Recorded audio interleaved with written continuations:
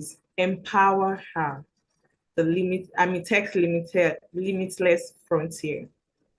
And I want you to, imagine a big box with 6 sides, right? And then there's an individual that is being placed in that box, sealed up. And in this box, no light. It is all total darkness. It is void. And the person is looking for ways, ways of escape. Where do I go? Should I go to the left? Should I go to the right? Should I go to the bottom? North, east, west, everything sealed up. And the person is entirely lost, right? And this is how some people are in the tech world in finding the right path. Everything seems very confusing.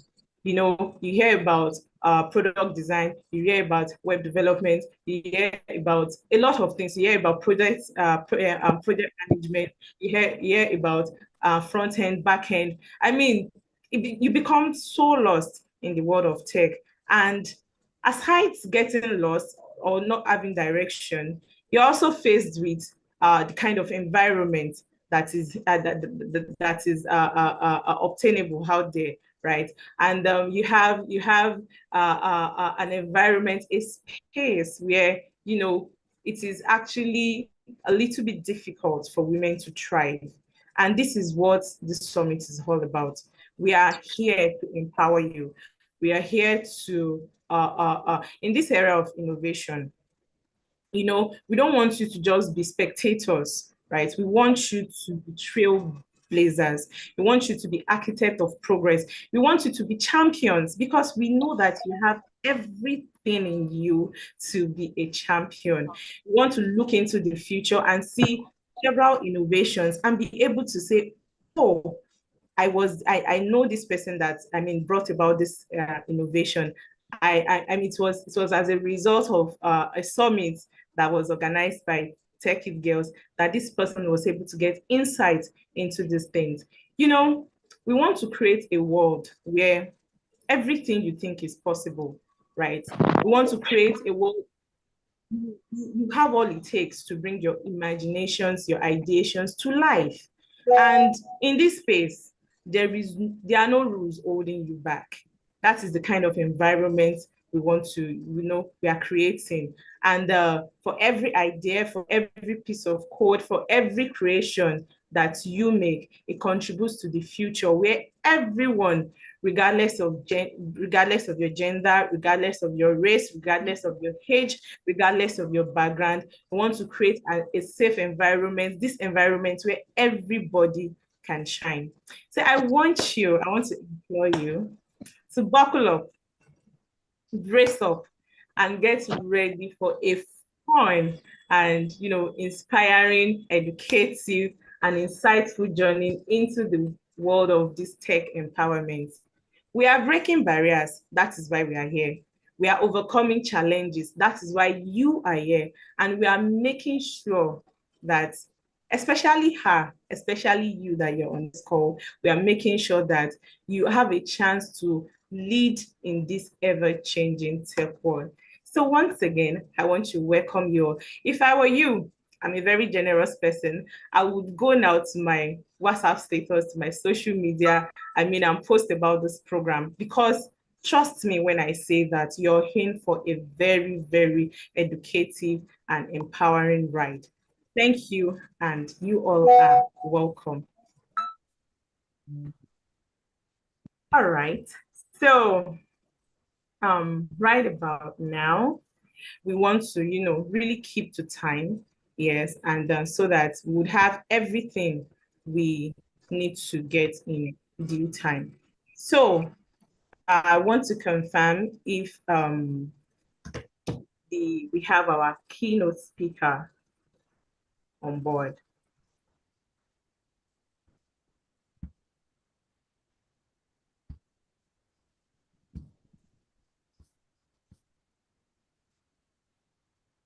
Okay, well, while we are expecting our keynote speaker, I'm expecting to get a notification if she is on the call already. You've met me, you've met Okwe, but we are a number of people here and I do not know you, and I really, really want to meet you. So I want you to go to the chat box. As for me, my name is Peace Evelyn, and I am from Lagos, and I am super excited to be here today. So I want you to go to the chat box.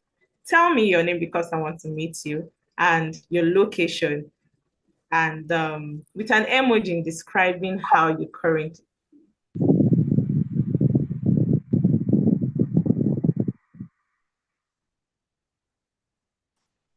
Let's engage the chat box. I want to meet you.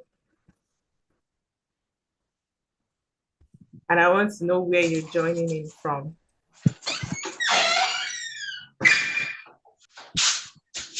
Okay, I'm super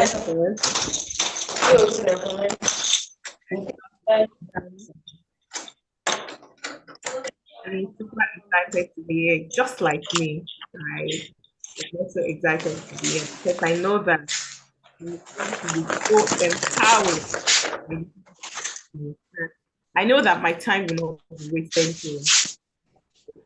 You see the lineup of our speakers. You need to see our panelists, how equipped, how ready they are to come and dissect a lot of things. Okay. All right. I see Gifty. I see Gifty from Ghana. Thank you, Gifty, for tuning in. I see Sarah. Sorry, I can't pronounce your surname. Sarah, and yeah, you're watching in from Owerri, Imo State. Thank you, Sarah. And you're excited to be here. Yes, I'm also excited that you are here. Amarachi, I can see you from Port Harcourt. Thank you so much. Sarah Mante from Lagos. Thank you. Priye Ombo joining in from Abuja. Thank you. Salaudin Zainab from Ibadan. My Ibadan people.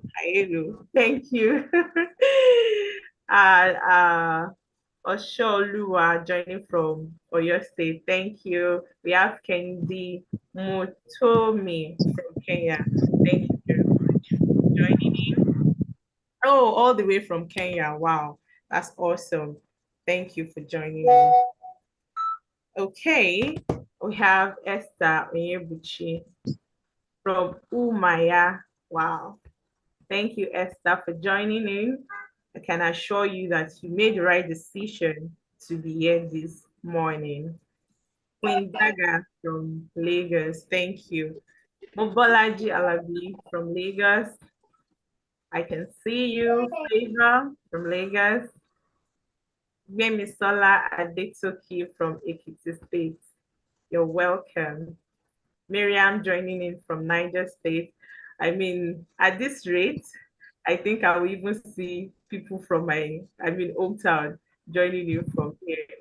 So it is really great. I'm really excited that all over we have participants all over Nigeria and beyond joining in this summit. And this is just a sign that you are in and you're in the right space this morning. Okay.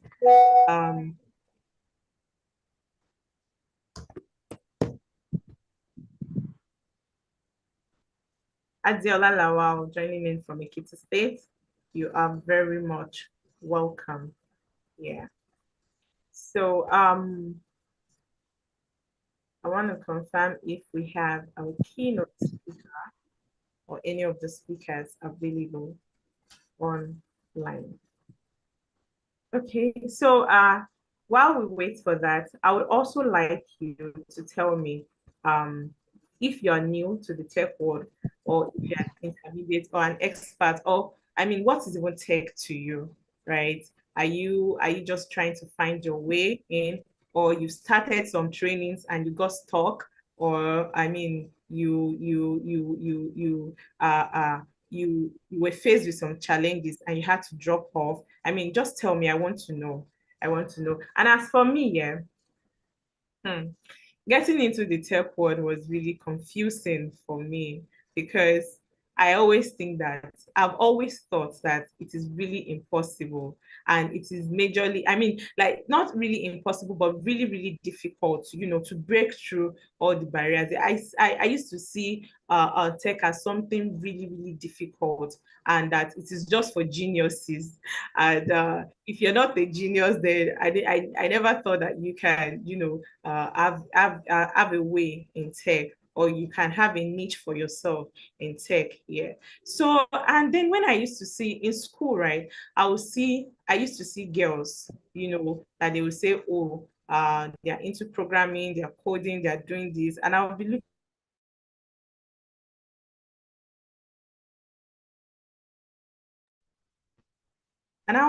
at them that, are these people tomboys? Like, you're a lady, what are you looking for in all these things? There are other courses that you can go for, there are other career paths for ladies, right? So I mean, I just used to feel like tech generally is not for ladies. And any lady that decides to go into tech is a tomboy. That used to be my belief. Okay, so, but then I met with some people, and then I was enlightened, and here I am today. So I know that there will be, we have stories like that to tell if we are given the opportunity to, talk about our experiences so far. Okay, so I want to confirm if we have Adiola Lawal on the call. Okay. Hello, good morning, Hi, ma'am. Adiola. Thank you so much Yes, for joining in. Yeah. So I just wanted to confirm if you were on the call. Right. So I would like to bring up,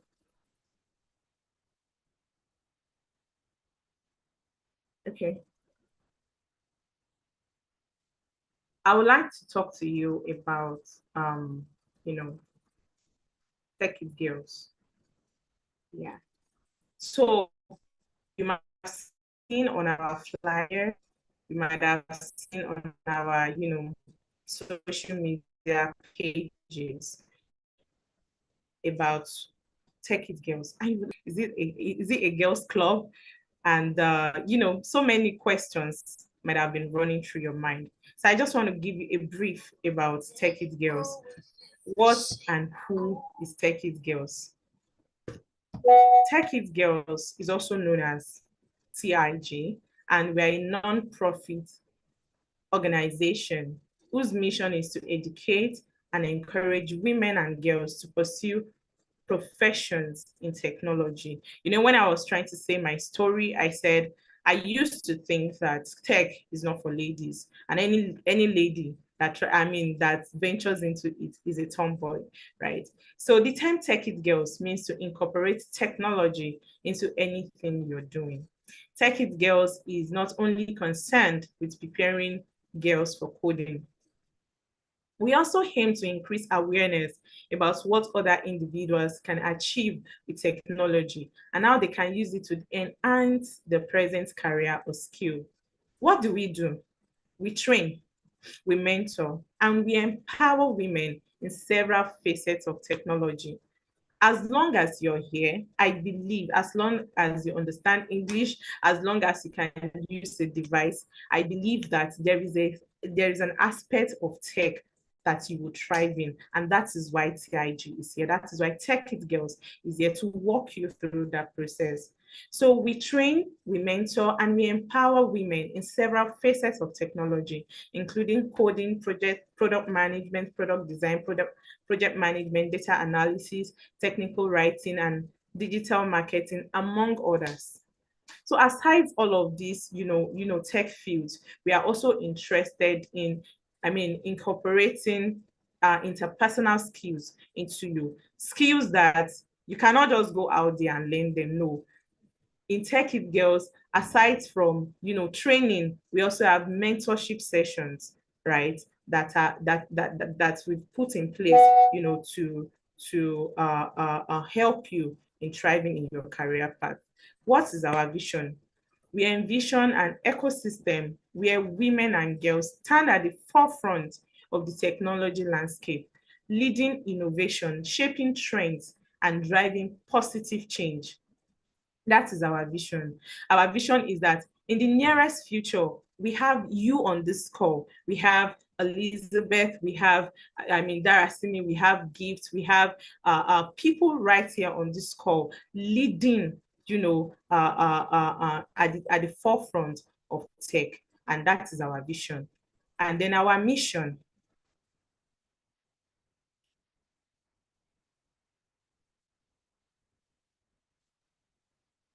Our mission is unwavering support is to educate, encourage, and empower women and girls to embrace the limitless possibilities of technology. We believe that in the tech world, it is limitless. There are limitless possibilities, right? And if you are not equipped, how will you know? That is why TechItGirls is there to educate you and to encourage you. To encourage you because we know that the journey is not easy, right? To break barriers, to overcome challenges, it is not easy. And that is why we are here, not to just educate you, but also to encourage you and empower you as you may need. Now, what sets us apart? You might have, of course, been head of several organizations like this. But as I said earlier, TechItGirls stands out as a non-profit organization because we go beyond the traditional coding and programming, right?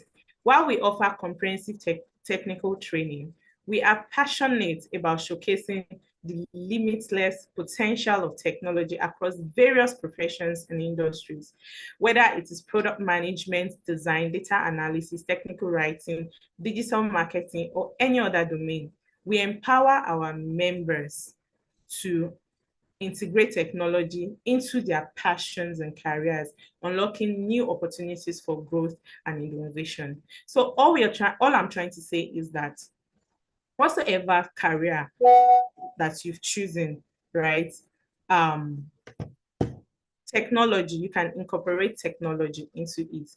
Whether you're a doctor, you're a nurse, whether you're in the health sector, whether you're in the finance sector, whether you're in the agri sector, any career path at all, we are here to tell you and to empower you, to educate you that you can incorporate tech into everything you are doing. So that is TechItGirls. And I know that you would like to connect with us because we have more of these events coming up, right, for you. So we have our email address, our official email address at officialtechitgirls@gmail.com. In case you have any questions, inquiry, whatsoever that might be bothering you, you can send us an email. And then we are on social media, of course, right? So you can follow us on Facebook, TikTok, YouTube, Twitter, Instagram, at TechItGirls for the latest updates, inspiring stories, and engaging content, right? We do that every now and then, right? So that is it for about TechItGirls. Okay, so enough of the story, right? Now let's get to the business of the day. And I would like to bring on our keynote speaker for the day. And I'm excited. I am anticipating because I know that she has a lot of, nuggets to dish out to us. And we are really, really happy to dig from a well of wisdom. And so I will be bringing up our keynote speaker for the day in person of yesterday. Please, a round of applause for our keynote speaker. I want to see, emojis, right, in the chat box. Thank you, Abarachi. Thank you, Osholu Ajibola. Thank you. Yeah, thank you, Adila. Thank you, please. It's so good to be here and also good to get to meet everyone. I wish you can actually, maybe on our camera to see our faces, but it's fine. Please allow me to share my screen. So my name is Yetunde Akinwale. I'm a mobile developer with 3 years experience, and I've worked with different organizations to, you know, to have to build valuable apps and impacting app for each and every one of these organizations. So, what are we doing today, and what is the importance of what we are doing here? So, let me share my screen so that we can all see and come.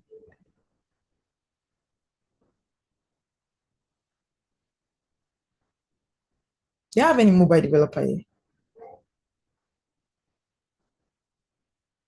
Or someone that wish to go into this?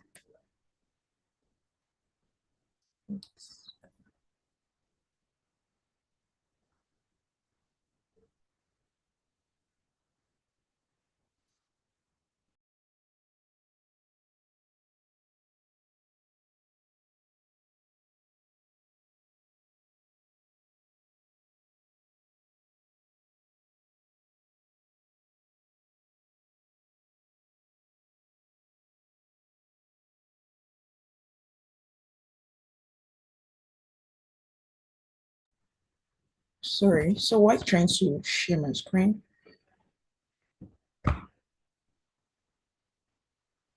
can I get people to talk about, what area of tech we are so that I can, get to know the field of those people I'm talking to?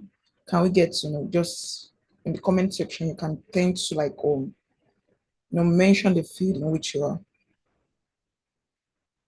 in tech.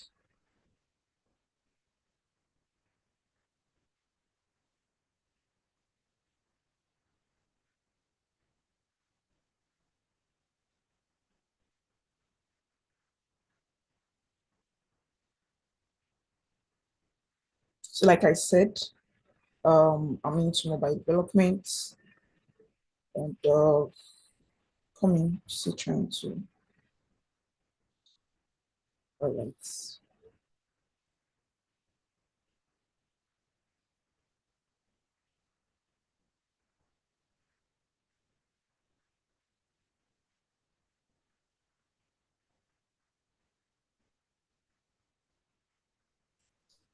Okay, so I have Pete said she's into project management.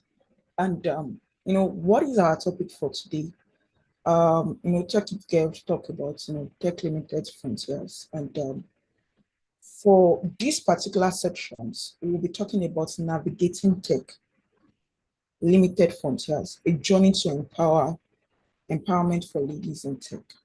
So I would like to talk about my journey in tech and how this from the point in which I started from to this particular point in time, and how I've been able to navigate through my journey in tech, my challenges are some of the things that I've been able to overcome over time.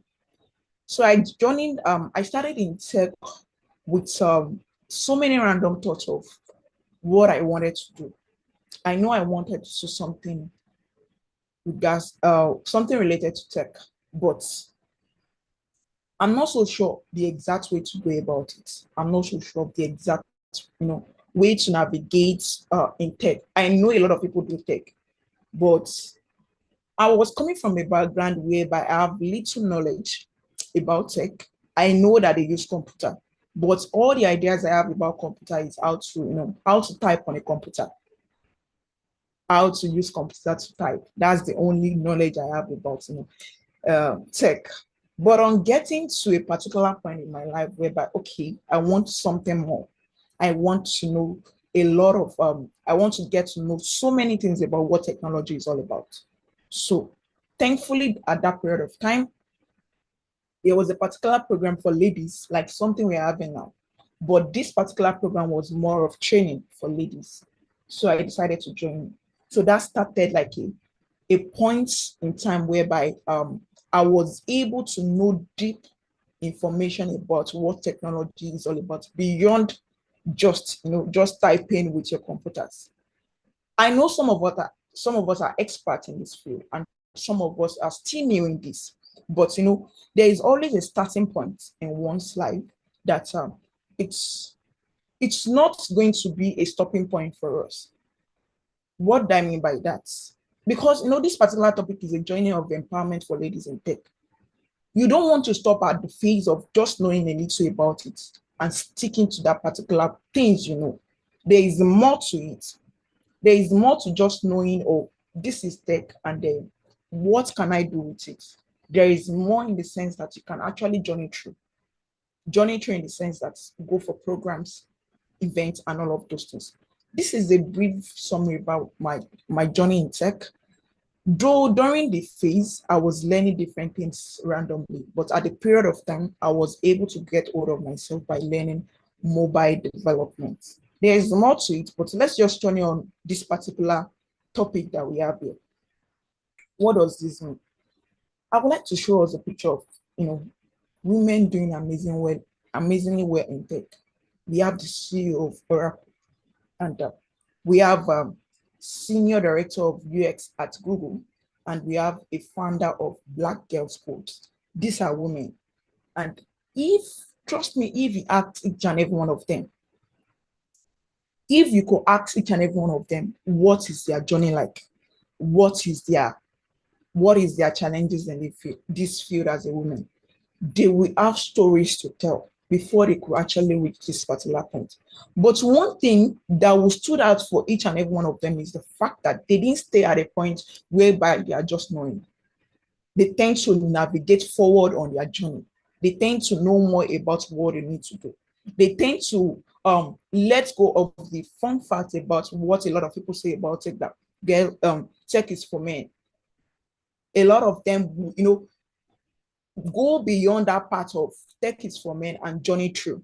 That's the reason why a lot of them can actually reach this point in which they are now. And when I was reading the story of the CEO of Oracle, it didn't started as a CEO of that company. It started as a CFO. And before that, becoming a CFO, there are levels to that particular point before you got to that point. But the level of commitment put into that particular part in which she was, makes her becomes where the point where she is at this period of time. I don't know if you are getting what I'm trying to say.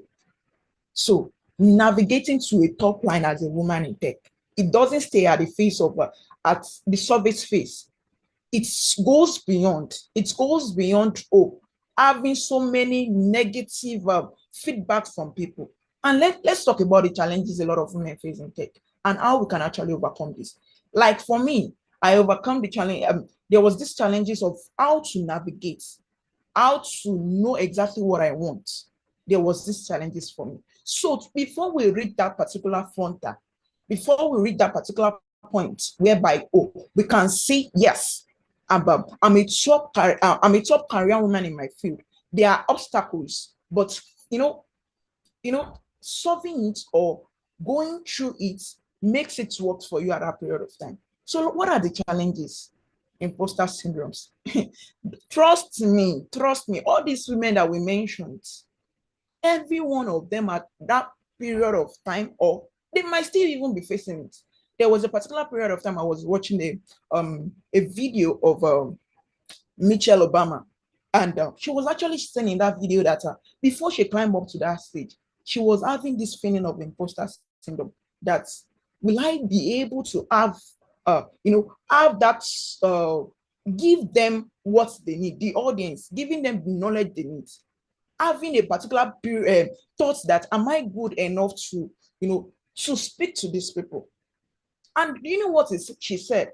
She said she didn't allow that particular thought to overcome her. She tend to put whatever knowledge she has gained over time to face the challenges, face the thought of, am I good enough? A lot of women face this, and not women, men also face this. But what I will always say is the fact that not staying on the surface level of what the thoughts brings to you, moving forward about it and making, navigate it, turn it to a positive part of you, turn it to a part whereby you can actually show to yourself that, yes, I'm good enough.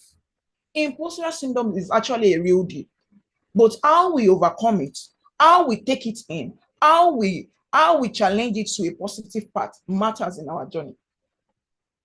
Big women have it. Top women in tech have it. A lot of people you see, they are have it. So what about you? You can have it, but don't stay on it. Don't stay on it. Make sure you have this in mind. Don't stay on whatever thoughts might be, tend to set you back on what you are meant to navigate or where you are meant to attain. Don't stay on that thought. And another thing we have, challenges we have for women in tech that might actually be depriving them of getting to that top level in their career is lack of female role model in tech. A lot of people might think that we have so many, but trust me, you can still be one of them. You can still be one of them. That's one thing I want you to take. Don't think that, oh, because we have so many women in tech, we can't, you can't be one of them. Don't stay on that thought. Don't stay on the thought of, oh, don't stay on the thought of you can't be one of them. Do so many things to achieve what you need to achieve. Plan. There is so many things you can actually it goes beyond just saying that, oh, I want to be a top woman in my career. It goes beyond it. It takes putting effort into whatever you want to be. It takes putting having plans of how you want, having a roadmap of where you want to be. It takes it. So I want us to know, don't think about, oh, there are plenty of women in tech. We still lack females. We still lack females taking the road, taking the lead when it comes to their career in tech. We still lack men. So I want to challenge us today that whatever you are doing, whatever you think you are doing, don't stop at the service level. Don't think so many people, and because there was a particular time I was talking to a friend, and the person was actually saying that there's so many people in this field. She's a female, and she was saying that there's so many people in this field. I don't think I will be able to navigate through. But I told him they are still looking for you. And the way they can still look for that person is the fact that when you are so good at what you do, because you are a female, that doesn't determine that if you stick to whatever, surface level of knowledge there is more to it. And another challenges women have or women face is work-life balance. There is so many things about females that, oh, let's say, for example, you have to take care of your home, you have to work on so many other things. But we are coming to the point whereby when we have balances in our companies, whereby women tend to there is a structure for both men and women, a gender balance now, in the sense that their leaves, there are something in place, there are remote structures, and I know we are coming to that point, and we are even getting there already, whereby we have remote structures for people like in tech that they tend to work remotely and all of those things to accommodate for other things. I'm not saying that maybe working remotely allow you to not focus on your work, but it brings a balance to some extent whereby you tend to do whatever things you also need to do instead of so many Nigerians that we have, especially living in Lagos. You go to work and there is so many times that you have to be stuck in traffic and all of those things. But when we have opportunities like remote opportunities whereby maybe sometimes you go to the work 2 times in a week and all of those things, you get to do other things. There has to be that balance. There has to be that balance. So these are some of the challenges we may face in tech. And one thing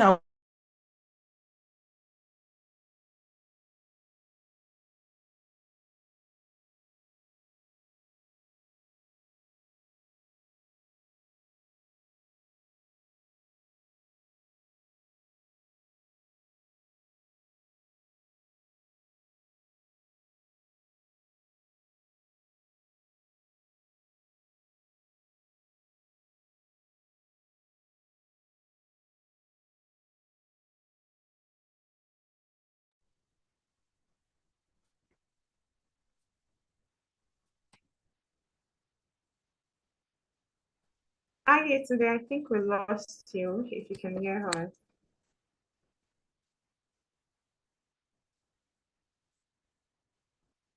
Oh, I think our speaker might be having some network downtimes.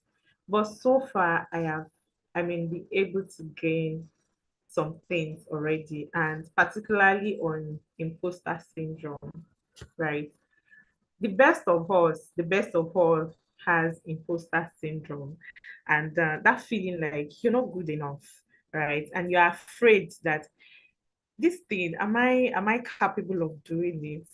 There are better people. I mean, there are people that would do this better than I would. And then you start and this all these feelings, all these thoughts, they have a way of limiting your productivity. They have a way of, making you feel less of yourself. And one has to be very, very intentional about it. And I mean, you have to know that Rome was not built in a day. And if you're trying to build something, it is in stages and it takes processes.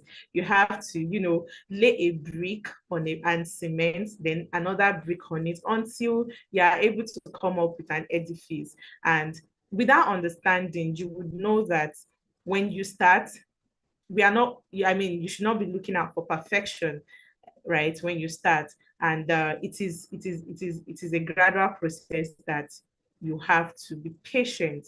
And there is no journey, there's nothing good that comes easy.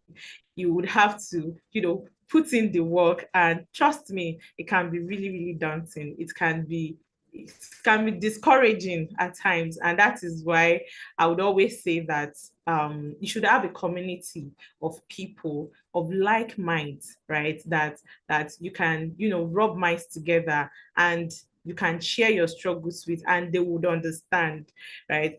I mean, I remember I had someone then that she was trying to learn product design. And I mean, when she combines colors, product design is all about, understanding user journeys, then creating designs that would, tell a story, right? So when she's trying to combine colors, she's always doing too much. So it is either she doesn't do enough, or she does too much, and then she just drops it off.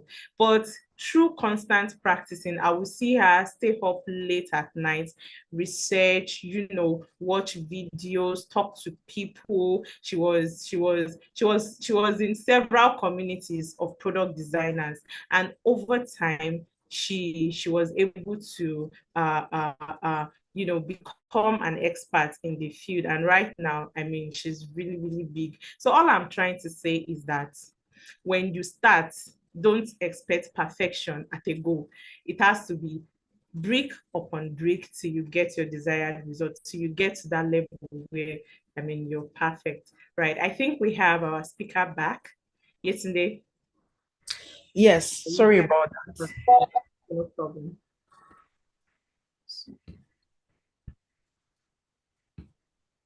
Right.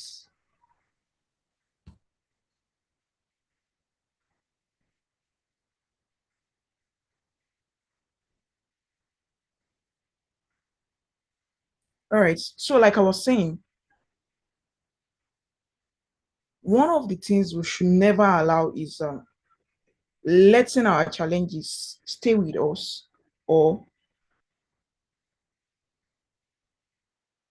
not moving forward because of any challenges we might be facing.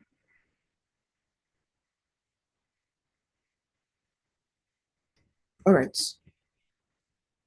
So, like I said, we are a solution to ourselves, and the platform in which we have now, that this is like another opportunity for us to also, this is another opportunity or a moment for us to also get to know one another. Why you can actually get to meet your co-founder here and all of those things. I know about a particular story about a particular company whereby it was during an event they were able to meet. I think that was Space Tech. It was during one of the events that they he got to meet one of the co-founders, and from there they get to start something out. So we are a solutions to ourselves, and let's talk about the solutions. Let's encourage, I know that we have professionals here, we have people that are doing amazing way in tech here. Let's encourage more women to pursue tech. This is not just for men to, a lot of people, trust me, don't think because, Yeah, I know about tech. So many people around me know about tech. Don't let us assume that we still have everybody knows that tech is not for men alone. We still need to get to talk about this to people. So tech is not all about men. A lot of people still have the idea that tech is for men. So let's just as a woman, whether we are starting out, whether we are a professional in our skills, let's always talk about this to women. Whatever field you might find yourself, get to tell people that you can incorporate tech into what you're doing, and you can be good at what you are doing too. So encourage more women to pursue tech. Encourage women to own tech companies. Yes, yes, we want to see more of that. Really, we want to see women leading companies. We want to see men, women and men too, like everyone, women leading companies, owning companies. We can do it. One of the things for TechItGirls is that you can do it, make it happen. And this is one of the facts, really. Let's make this thing happen. Let's have more women leading uh, tech companies. Let's have more women owning companies in tech. At tech events, encourage more women to speak. It's very important. Don't let any imposter syndrome set in at any point in time. Like I said, don't dwell on it. Don't dwell on whatever thoughts might want to discourage you from achieving that thing. Talk at events. We are setting the records, really. We are setting the records. Establish a support system like what we have. We have women supporting women and all of those things. And the men too are ready to support us, really. Trust me. When we find a safe space whereby we have men, during my journey, I can't say that there are points in time that men in my, most of times where I work and all of those things, I have men supporting me. Challenges and all, they are always ready to support. Don't let us shy away from the fact that maybe we have bad experience from our companies about what some people are doing. We should not, don't dwell on it. Trust me, don't just dwell on it. If I will advise us or tell us anything at this period of time, is it imposter syndromes? Is it whatever thoughts we might be having? Is it bad experience of whatever? Don't dwell on it. There are still a lot of good people out there that will actually, help us meet with people. There will still be networking section during this program. Be intentional about meeting with people. These are some of the ways in which we are, setting the record straight, having more women in this space. And one thing about it is that, okay, so lastly, I will just talk about the fact that there are so many opportunities. We have TechItGirls, we organize trainees. There are also hackathons for women and so many other things. Look out for it. Look out for all of these things. And I would like to say it's so good to have you here, doing so amazingly well in tech. And I know that very soon, and I know that a lot of us are already doing big things in tech, but I want to see more women doing so amazingly well. Thank you so much for having me. And thank you, peace. Over to you.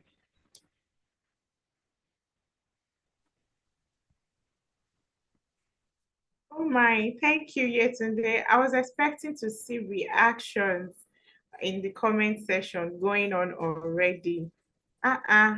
I thought, you were educated just, as I was, because she has given us a whole lot of, nuggets, a whole lot of insight as to how our journey was from in our tech journey, right? She has given us a lot of insights from that. And thank you once again, Yetunde, for inspiring us. Yeah, and things that I was able to get from a session is that I talked about the imposter syndrome, which is really, it happens to almost all of us, if not all of us. It happens to the best of us. Yeah. And also that you should network. There will be a session for networking later in the program, and I want you to take that session maximally. You have to make use of the opportunity you have. And also trainings, events, go out, be known, right? And don't be afraid, don't be scared, don't be shy to ask for help when necessary. And you're already on the right platform. TechItGirls is a community where we are all encompassing, I would say. And we accept everyone, regardless of your experience level, whether you're still confused about, where to go, what career to choose, what path to choose, or you have a little understanding or knowledge about any of the tech tracks. We are here to help you through the journey. And I must say that for our trainings, it is free. And as free as it is, we have experienced facilitators that used to take our track for us, that used to take our courses for us, and they are patient enough to, guide you through all of this. So thank you once again, Yetunde. If you have questions, engage the chat box, drop it in the chat box, and then we'll come to it. Right. So questions, do you have questions for our speaker?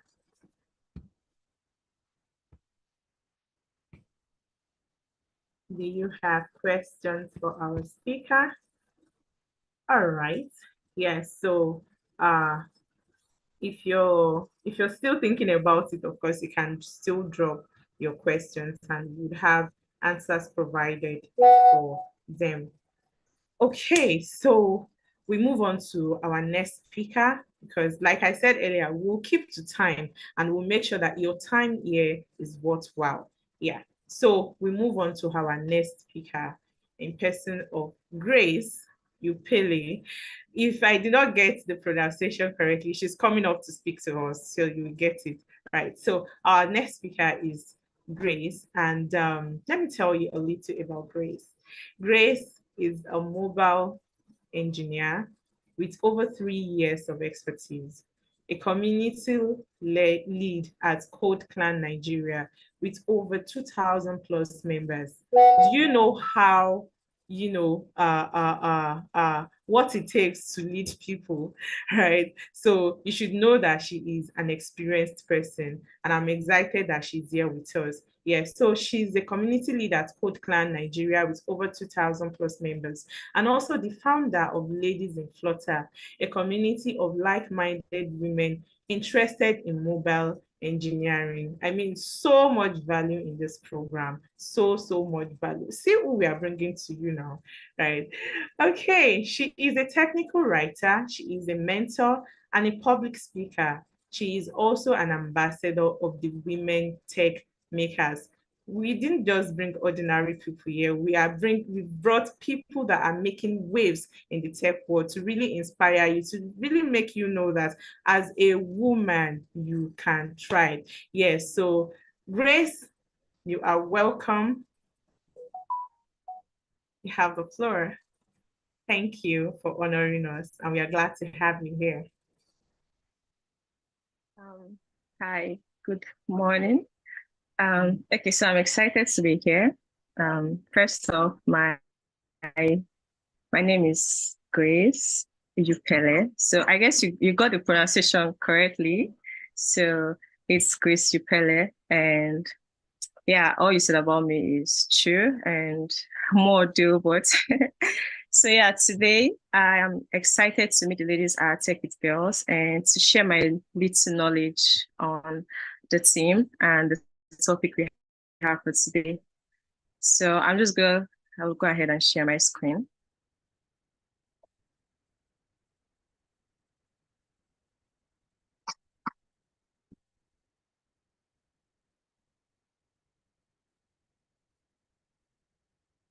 So I believe everyone can see my screen, right? Yes, please, we can. Okay. All right. So as we all are aware, the team is empowering our journey in tech, navigating opportunities in digital world. So I'm just going to be I have less time, so I'm just going to be giving brief talks on a few key points on how to navigate opportunities as a lady, as a woman in tech.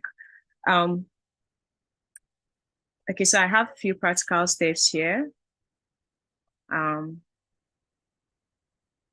I have, so let's take this off. Okay, the journey to the hard things, communities, networking, and show off. So let me proceed to the journey. So the journey, first, I'm just going to give a brief history about myself, my career in tech. So I started my tech journey in 2020, late 2020. I started with front end, and along the line, I found mobile development, and I think I did UI UX too. Well, it wasn't giving like this say. And then I went on to do mobile development. And I guess that was where I found my spot. I found my place. And they say the rest is history. So the journey that I'm about to talk about now here, be and get to where you are. So why I said journey is because it is not just a one-day thing. It's a continual process. Where in tech, I'm not there yet. I don't think anybody in tech that are doing so well will tell you they are there yet. So it's a journey in the sense that you keep, as long as you really want to do something, there is no final spot. There's no final light to, oh, I think I'm there now. I should relax and feel at home. So it's a continual process. So one thing that everybody should understand when coming into tech or being a woman or being in tech generally, you should understand that it's a continual process. There is no point you get to and feel like I've arrived. I don't think there is any point like that. Yeah, you might feel comfortable at some points. Yeah, let me use the word comfortable. You might feel comfortable at some point, but then it doesn't end there. You always see yourself reaching out to do more, more, more. So it's a continual journey. It's a journey in the sense that you go through different adventures, you pick out different stuff, you figure out that, oh, this is not where I shine. You try different things. So the thing about tech is that being in tech is that there are rooms to make mistakes. Nobody has it figured out. Nobody came into tech and figured it out immediately they came into tech. So you should give yourself the room to fail. Give yourself the room to tell yourself the truth that I'm not doing so well here. Probably you analyze things and be like, I don't think this is where I shine. I don't think I do well here. So because of this, so there are some truths we can actually tell ourselves. And I'm not more of like an arts person or graphics person. So me going into UI UX design was just like I was deceiving myself. Probably because when I joined, I think the person I knew then was into UI UX. So I started following her. And, along the line, I just had to tell myself the hard truth that it's not because this person is doing well here, I would also do well here. Let me explore other things. So I've always been good in maths, true, but I've never really explored the whole coding side then before I got into it. And I felt like that is just where I shine. The whole, oh, this challenge, this problem, I need to solve this. I need to figure out a way for this to work. So the whole enthusiasm there with coding just kind of made me felt I've arrived where I wanted. So the journey,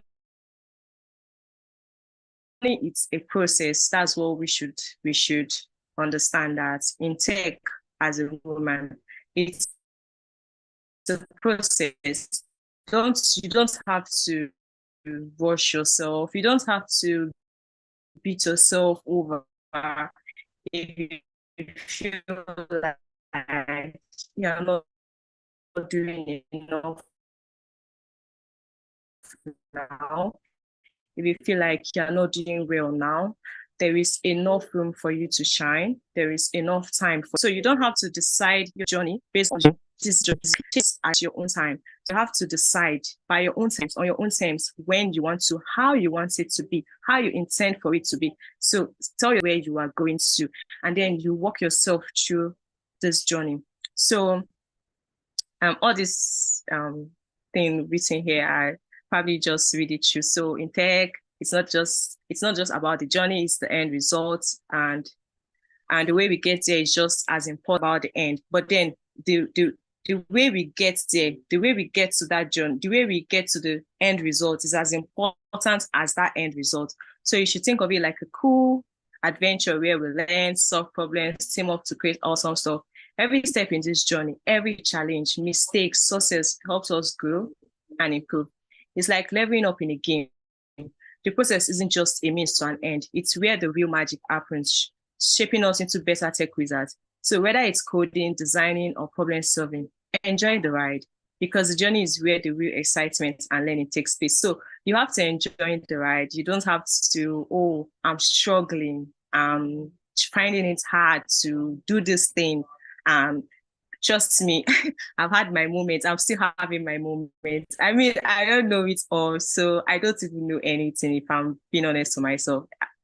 Anything in the sense that you can't know it all. I know what I'm doing at some point, but other times I face some challenges, and I'm just there. I'm struggling to get these things done. So the whole thing is that it is a journey. So the more mistakes you make, the more you learn from these mistakes. So give yourself grace to make mistakes. Give yourself grace to go through this whole journey process, because that is how you get better to go to the next level. So yeah, that is that about the journey.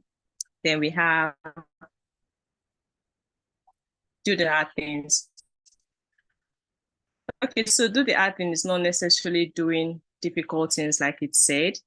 It cuts across going beyond the usual, searching for a problem in your niche and solving it. Be creative by thinking outside the box, outside of what everyone is known to be doing. So doing the hard thing. So one time I heard a lady spoke about doing hard things, and she described doing the hard things in her own way as leaving her home country, going to another land, and starting life afresh. In that stem was our own definition of doing the hard things. So I feel like everybody should have definition of what they feel they want to do. So do the hard things can be in your own definition. That is why I said it's not necessarily doing difficult things. It cuts across going beyond the usual. It might just be the little thing you just did that you would never do, or you felt like you would never do, or you wouldn't do it on a normal day. So doing that one thing has set you aside from the usual that you are known to be doing.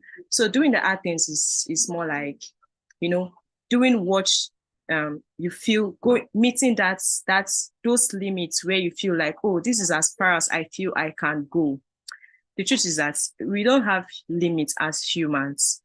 We only feel like our mindsets are our limitations, like they say. So it's as far as you feel you can go that far. I was never a speaker. I was never a technical. In fact, I didn't like writing or reading in that manner. But, started working and coding and learning and all of that. I figured out that, there are some things I found out along the line that I feel other people would benefit from knowing these things. So that is how when I started penning down things I learned and I started writing. So you never know what you can do. Do the hard things. Go beyond those limits that you feel that is where it ends for you. There is no limit. As far as you tell yourself that you can do something, trust me, you can do it. So that's for doing the hard things. Then we have communities. So while Peace was speaking, she talked about communities, and yeah, before I talk about communities, the first speaker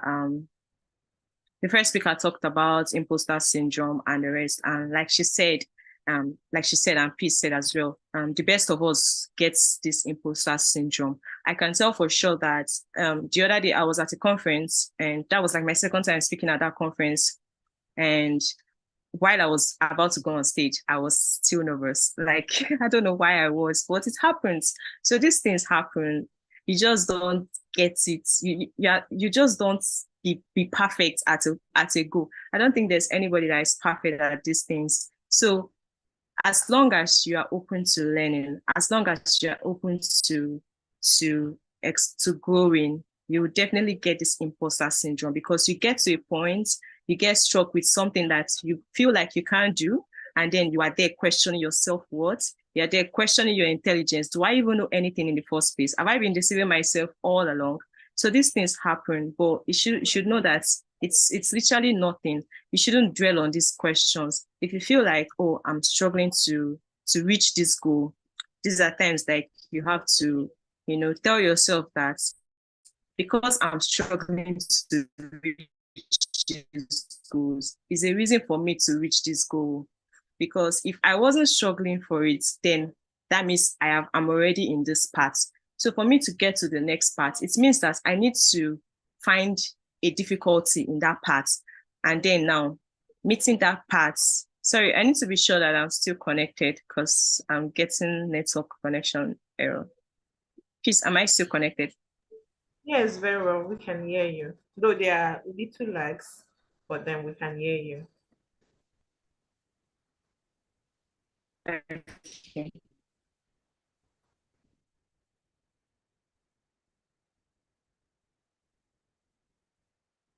Oh, okay. Okay, so meeting, having challenges makes you know that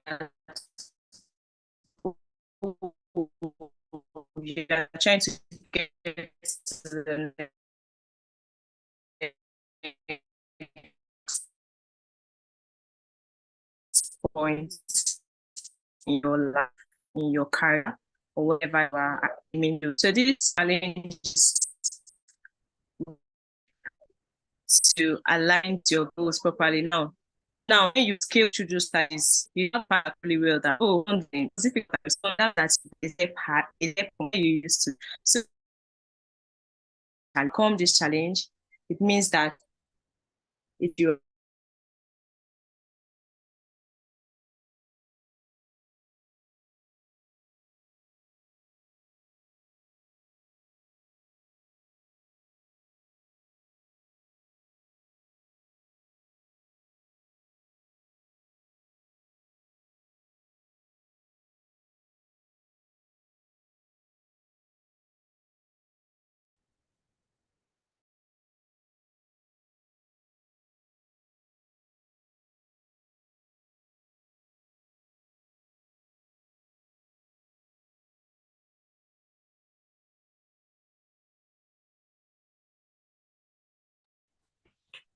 Grace, we're struggling to hear you.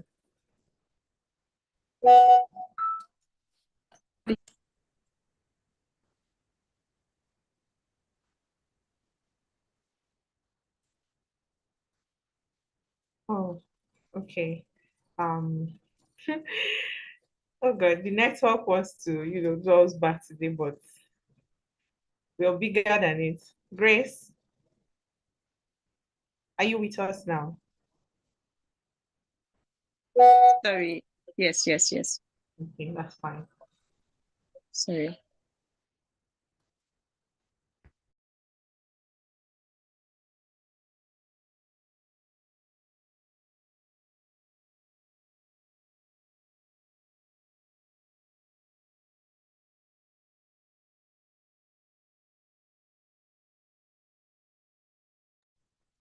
Um, Grace, we can't hear you.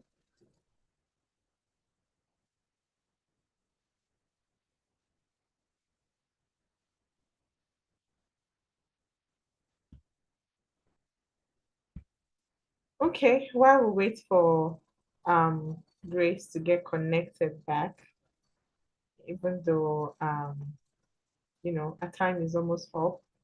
But then she has given us, really great insights, really great uh uh uh you know thoughts, right? And she has also walked us through a journey into tech.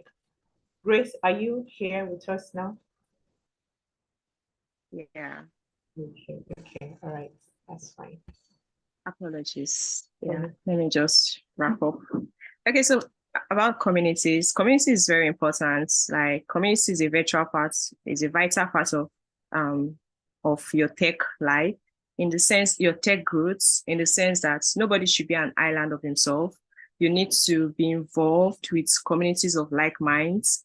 For myself, how I started a ladies in Flutter. When I started mobile development in Flutter, and I was involved with men on Twitter, and I thought I was literally the only lady doing Flutter then. Like I was struggling to find other ladies. So we had this event, and when it was time to speak, so just myself and one other lady that spoke at the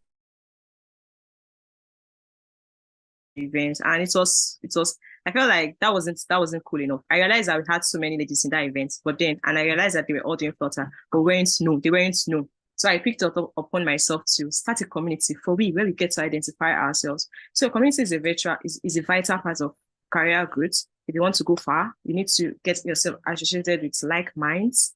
And if there is no community where you feel you can join, you can go ahead and create one yourself. Just like the first speakers said, you can go ahead and create communities yourself, create opportunities yourself.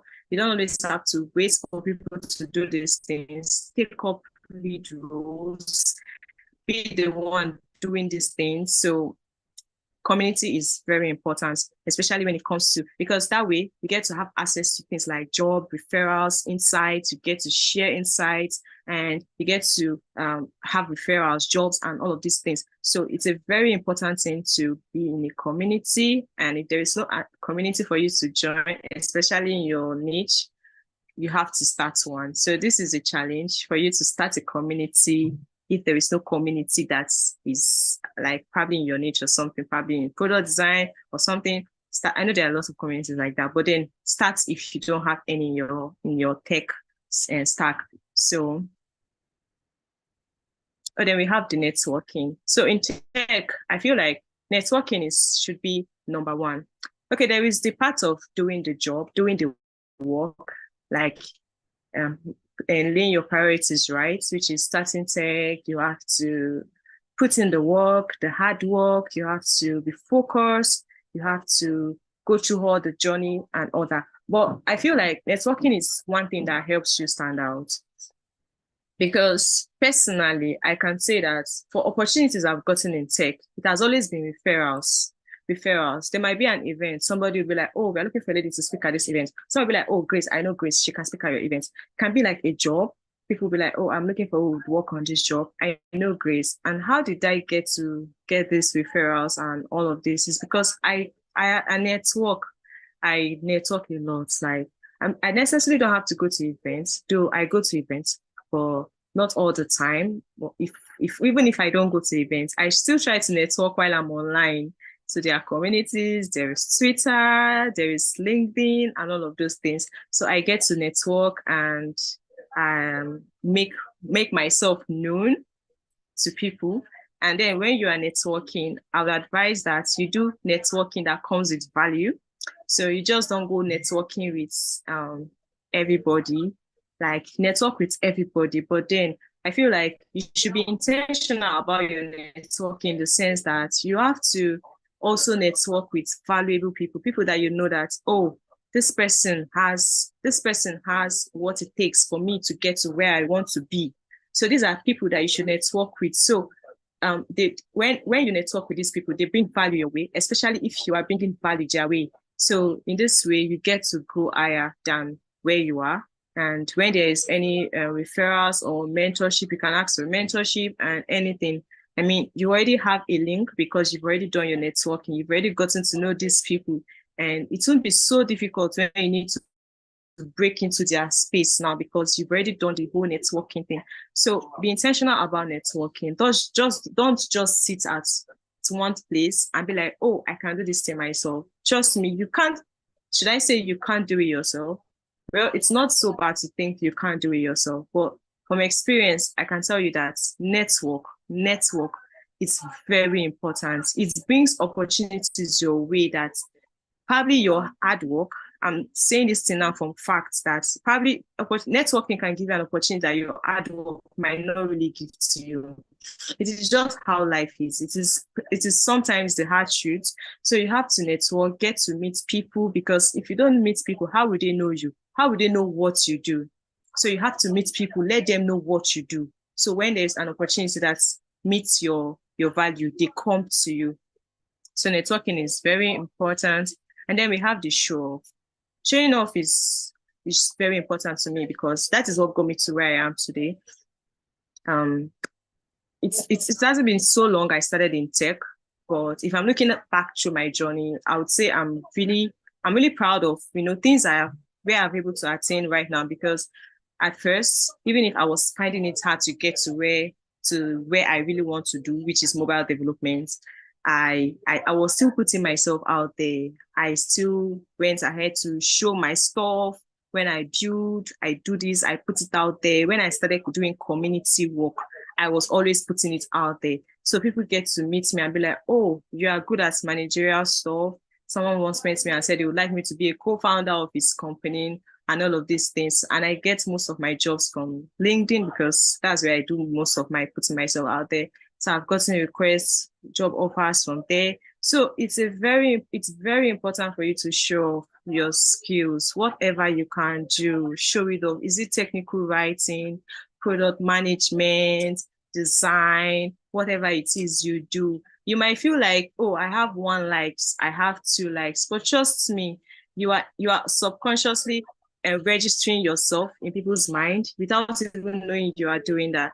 So when they see that you are doing these things always, when there's an opportunity that meets that need, the first person that will come to their mind was, oh, I know this person. So recently I referred somebody for a job. I don't know her personally. We haven't spoken one-on-one, but I always see her put up stuff on Twitter. So when that opportunity came, it's not like I don't have my community. I don't think she's even in my community. But for some reasons, I just felt the nudge to give that opportunity to her because I see how she put herself out there. She's always consistent, putting herself out there, showing what she has done, what she's doing. So I didn't even I wasn't maybe paying attention to her. But when the opportunity came, the first person that came to my mind was her, because somehow she has registered herself without even knowing she has in my subconscious. So that's just how it's done. So it is very important you show yourself. If you don't give people like I was talking about networking. Now, networking with people that has value. If you don't bring value to the table, I don't see how these people will bring anything valuable to you. So you have to bring something valuable to the table. How do you bring something valuable to the table? Is you have to show them what you are doing. Even if it's 1 like, even if it's 2 likes, go ahead and still push yourself. You don't know who is looking at you. Put it out there. People are seeing it. They might not just be liking it, but they are seeing it. So keep doing it, and you'll see all of these things pay off one day somehow. But yeah, so my take home, remember, success isn't always about greatness. I don't think success is about greatness. It's just all about consistency. How often you put yourself there, how consistent you are at doing what you do. That is what I think as success. It's not about, oh, I'm there now. Oh, I'm doing something big now. And okay, you're doing something big. And after that, what's next? So it's about the consistency you put into growing yourself, into growing whatever you are doing. That is what success is for me. So I don't know what success is for you, but you have to define your success and you have to roll by it. So thank you. And that's that for me. Thank you so much, Grace, for this impactful session. I mean, I learned a lot and you said the hard truth. Thank you so much. Please let us appreciate Grace in the comment section. And I want to use this opportunity to tell you that it will be very selfish of you if you have people on your contact list that you know that they can benefit from everything that is being said here, and you're not sharing it with them. We have our YouTube link in the comment section where you can, share on your status, share in groups for people to join to come and learn. It is really, really, great in here. It is really, really impactful. It has been back to back to back, impactation right from 11 a.m. that we started. And for the just concluded session, thank you so much, Grace, for that session. I learned a lot. And just like she has said, consistency, it is really, really important.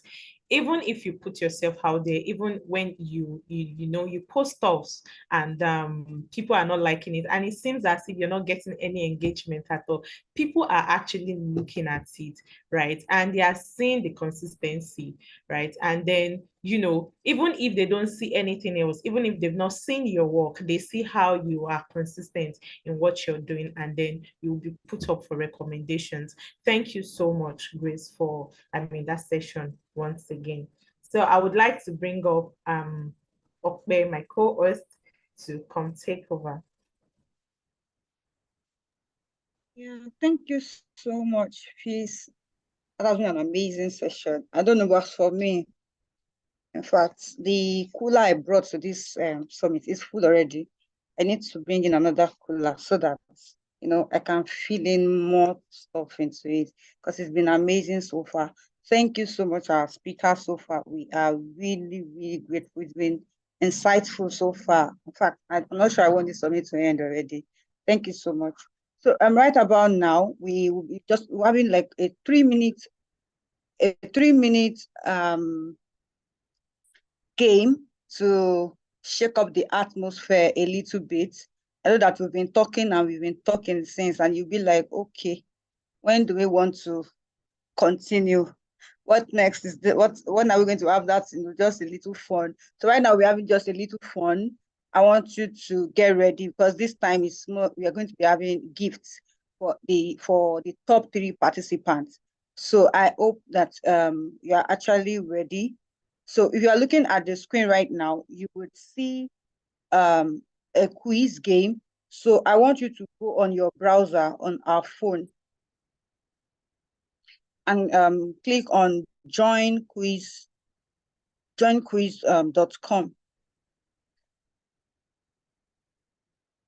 Please, can we do that, please? I'm waiting on us. We can have the screen up now. Thank you. Yeah, let's click on the link we are seeing, joinmyquiz.com. We are serious about the gift, so we are going to be giving out gifts to 3 participants, the top 3 participants rather. I mean, with the highest score, of course, because it has to do with scores. It's not just by participating. You must ensure that you're getting your answers correctly. So, and I want to encourage all of us to participate in this game. So please, if you are joining in, joinmyquiz.com on your browser.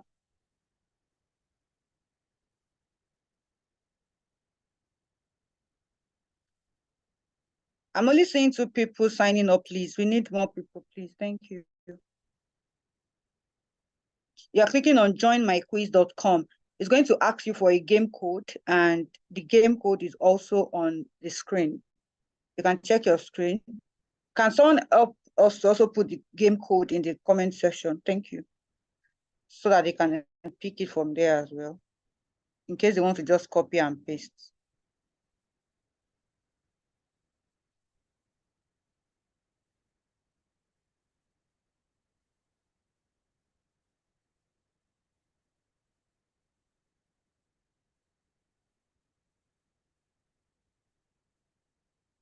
Please, we are more than 30 on this call. Please, I'm waiting on us. Thank you. Oluwabusola, thank you.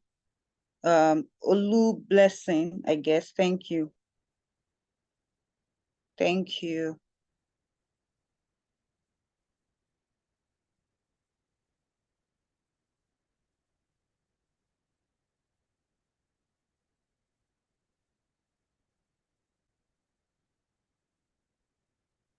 We'll be starting in 30 seconds. When we start, I'm not going to allow anybody in. Thank you. Thank you for joining. Okay, thank you. The numbers are increasing now. Thank you so much.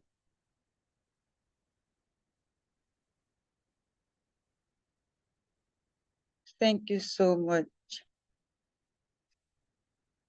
Hey, I'm seeing our these speakers are joining. I don't know why you guys are sleeping on it.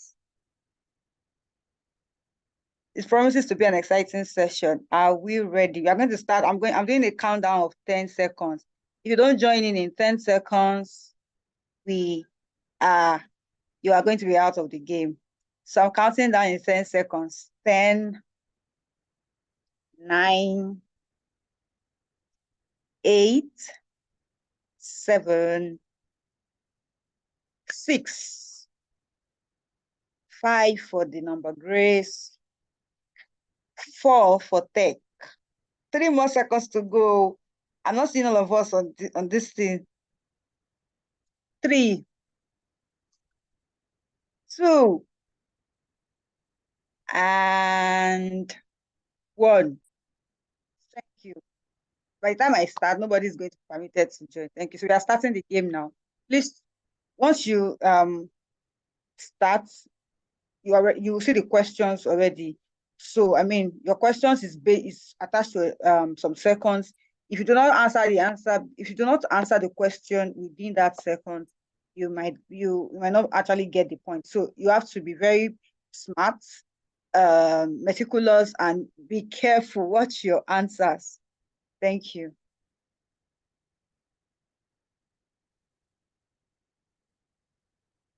Okay, I'm seeing my winners. Okay, let's get this going. Let's get this going. Let's get this going.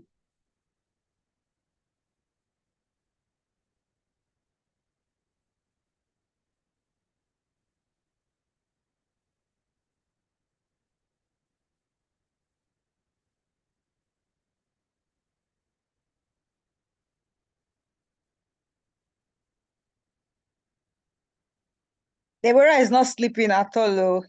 Hey, okay, I'm waiting.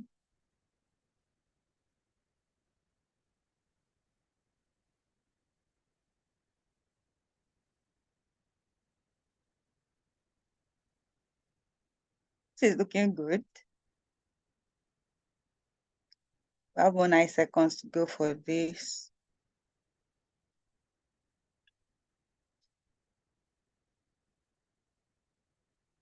Mm.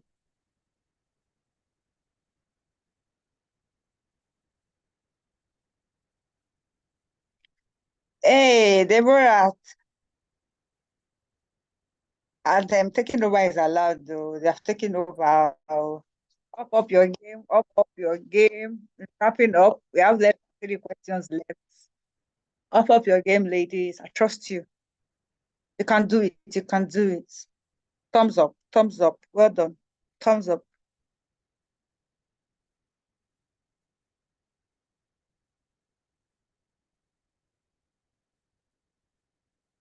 Overtaking is allowed. Don't feel like, oh, we have the top three. Anything can happen in the last 2 questions. You'll be shocked that the marks attached to it. Anything can still happen with the last 2 questions. So don't feel discouraged yet. Just up your game. Be very meticulous with your response. I'm very smart with it. You will definitely get it right. Well done. Just one more.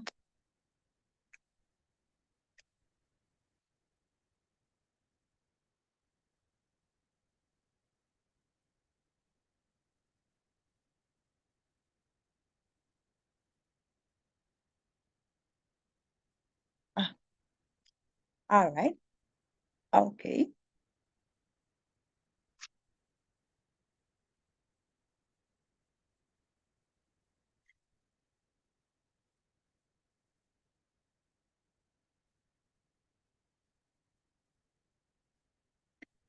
Okay, you have 5 more questions. I think 4 now. So that's why I said, don't be discouraged yet. Anything can still happen. There are various marks attached to this thing, and you can up your game in a twinkle of an eye. So keep it up, keep it up, keep it up, keep it up, keep it up, keep it up, keep it up. Who are my winners? Who are my winners? Waiting, waiting.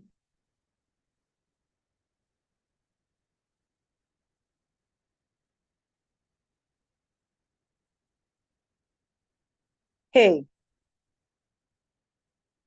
do you want me guys to tell you what you are winning? Maybe that one would ginger you. Hmm. Okay. I'm waiting.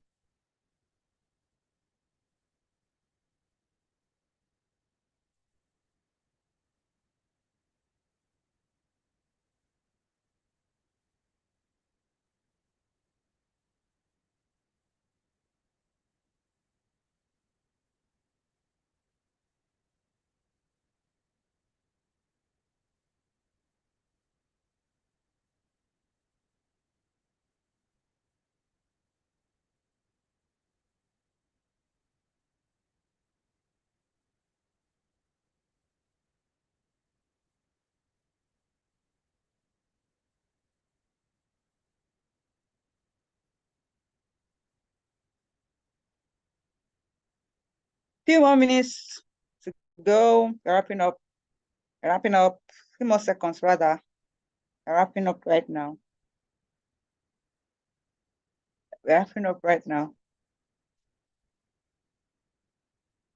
We're wrapping up. Wrapping up. Wrapping up. 2, 1.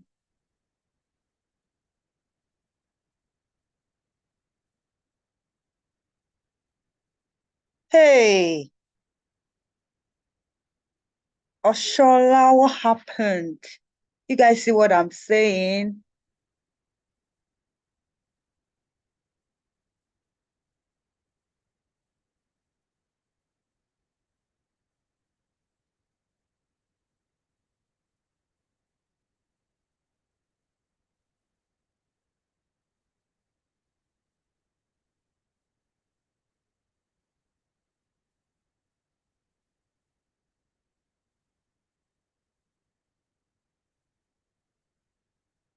Well done, well done. I'm encouraging you here.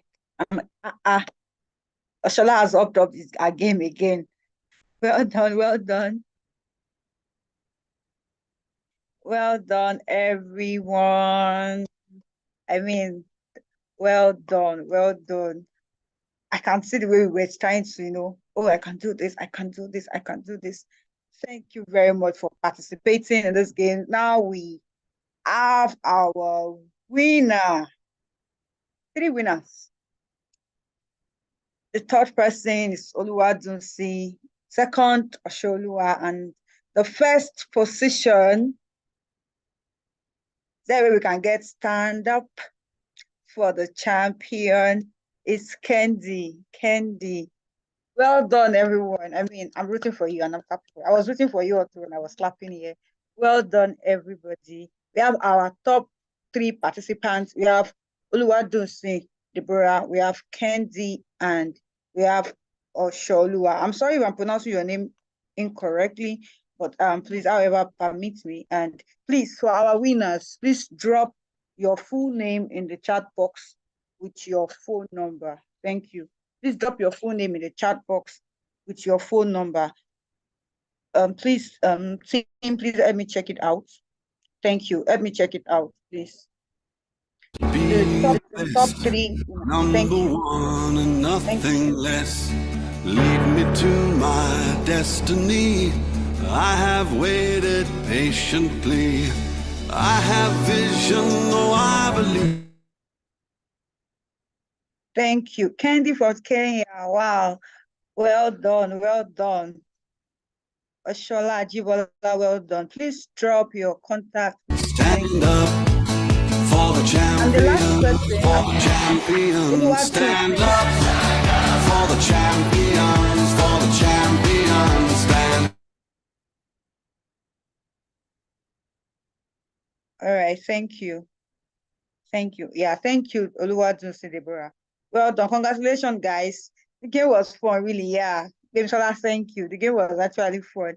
And congratulations to our top 3 participants. Thank you for participating. So right about now, we are moving on to the next thing, and that's our panel session. This is a session where you get to ask all of your questions.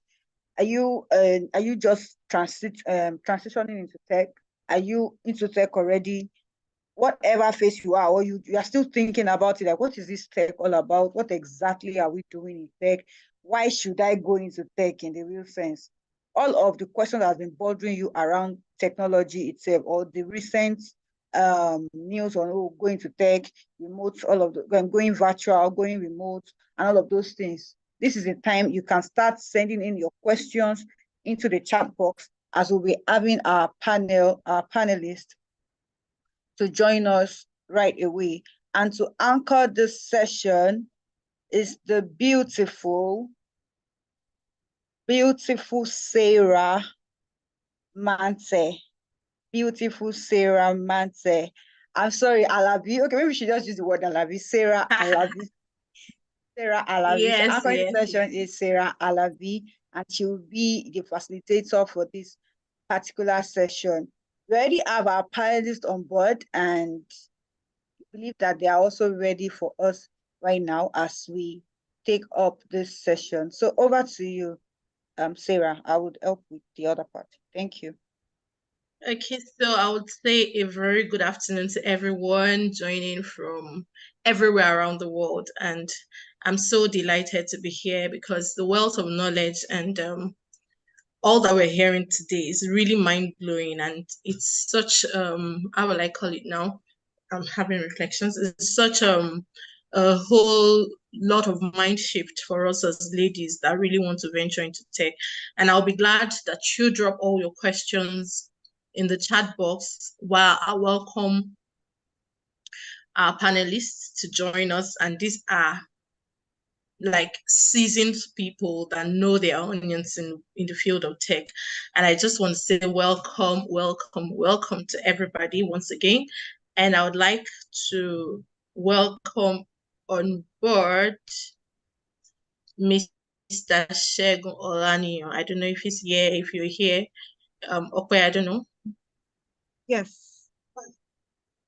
Okay, Mr. Segun Olaniyan, you can join us if he's here. Yes, so this is a list of our panelists, and Mr. Segun Olaniyan is an award-winning cybersecurity professional with excellent third-party risk management skills to identify, control, implementation gaps, and is a published author known for his exceptional cybersecurity career development books. And he has trained over 10,000 tech enthusiasts. So you know the kind of people or the kind of person that is on our panel today on cybersecurity awareness across Africa. Thanks to his innovations and innovative and distinctive teaching styles, many trainees have efficiently, thwarted online scams, cyber threats, and social engineering attacks. And this demonstrates his dedication to promoting secure digital penetration and engaging the adoption of cybersecurity best practices. Mr. Segun is actively helping numerous aspiring cybersecurity professionals establish their responses or their presence rather within the cybersecurity industry through his community service, his talks, written articles, and published books on his website. And this serves as a wellspring of inspiration for emerging talents in the field of cybersecurity.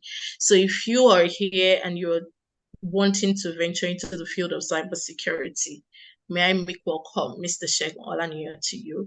I want you to begin to drop all the fire emojis. I want you to begin to drop all the, drop your best emojis if you're ready to, listen to this people that we have on ground. We also have Miss Blessing Afolayan.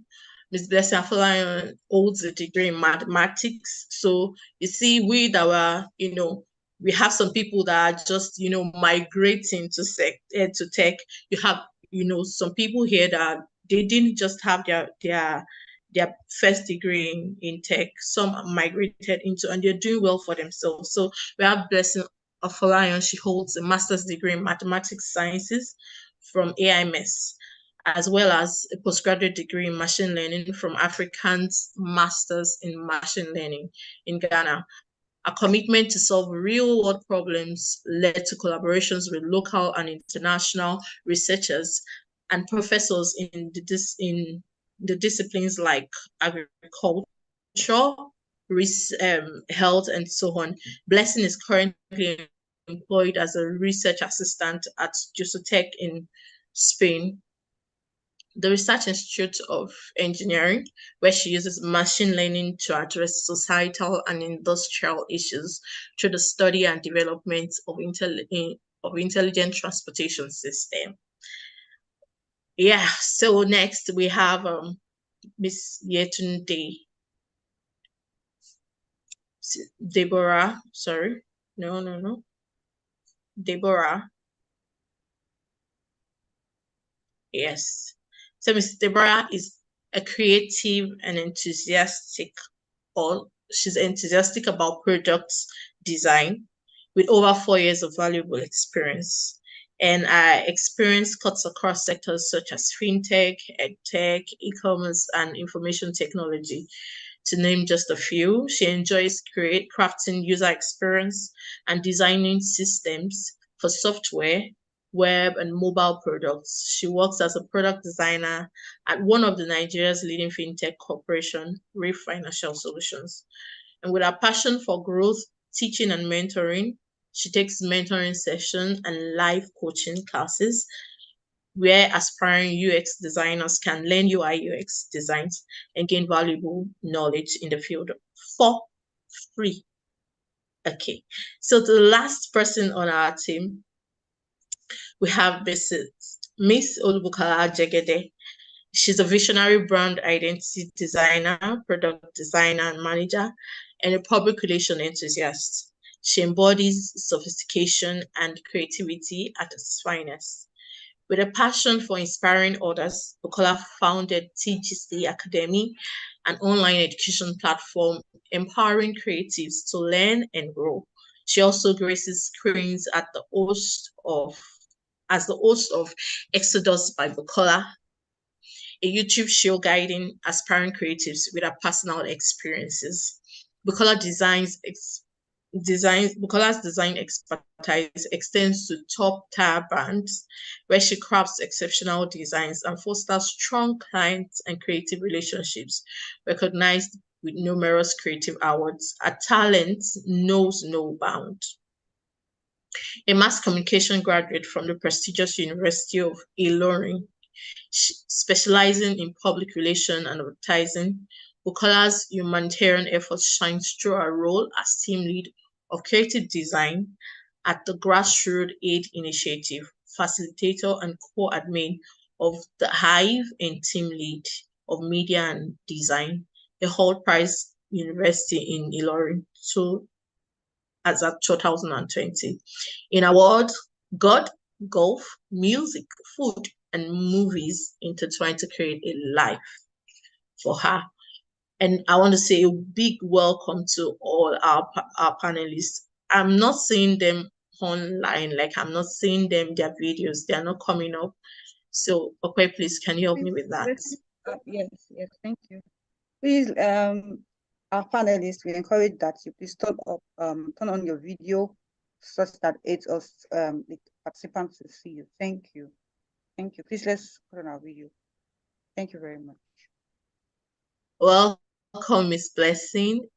Welcome, welcome, welcome, welcome. Welcome, welcome. Yes, I can see Miss Deborah Adepoju.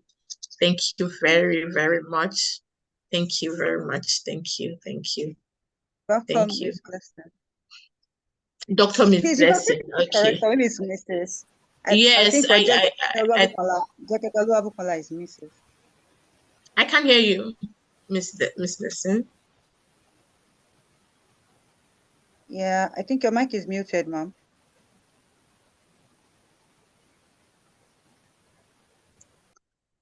Hello, it's nice. Okay, so it's really nice to see you. Nice to have you around. Thank you very much for honoring our invitation. And without wasting much of our time, because we are pressed for time, I would really want to ask you to, that's Miss Blessing, just briefly, just tell us, just give us a shortened version of your journey into tech, what you have been, like the challenges you have faced, and then how you've been able to overcome them. So this is going to be like a life experience for us. Thank you very much. All right, thank you. Can you hear me now? Yeah, I can. Thank you. Okay. All right, so I'm Blessing, just like you introduced.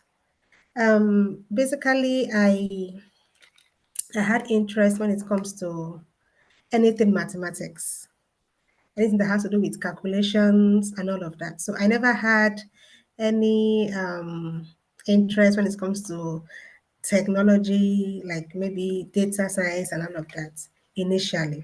So I just wanted to just study my math for fun, like let me do my calculations since I love it. But while I was, I think 300 or 400 level, I knew I needed to apply this mathematics somewhere, kind of like I needed to like apply it, not just the XYZ. Like I needed to apply it in practice.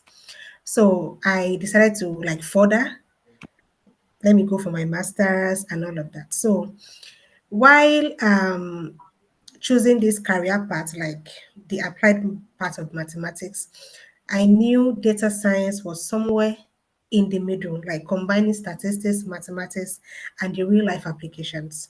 So that was what motivated me to go into data science, machine learning, and the rest of them. That was how I started my tech life. So after the first masters like opened up the space for me to like explore more. So I knew, oh, AI should be the next thing. So each stage, I was like, I knew what I really wanted, kind of. Though I was not really sure, like the other speaker said, I was just enjoying the journey. But while in the process, you will be surprised to see that what you really want to do, someone else has already been in that part. So using like mentorship and all of those, I was able to like navigate my way through tech. So that's how I find myself doing tech, though I had a background in math. So I try to like combine the two. I did not deviate from my calculations, like my math background.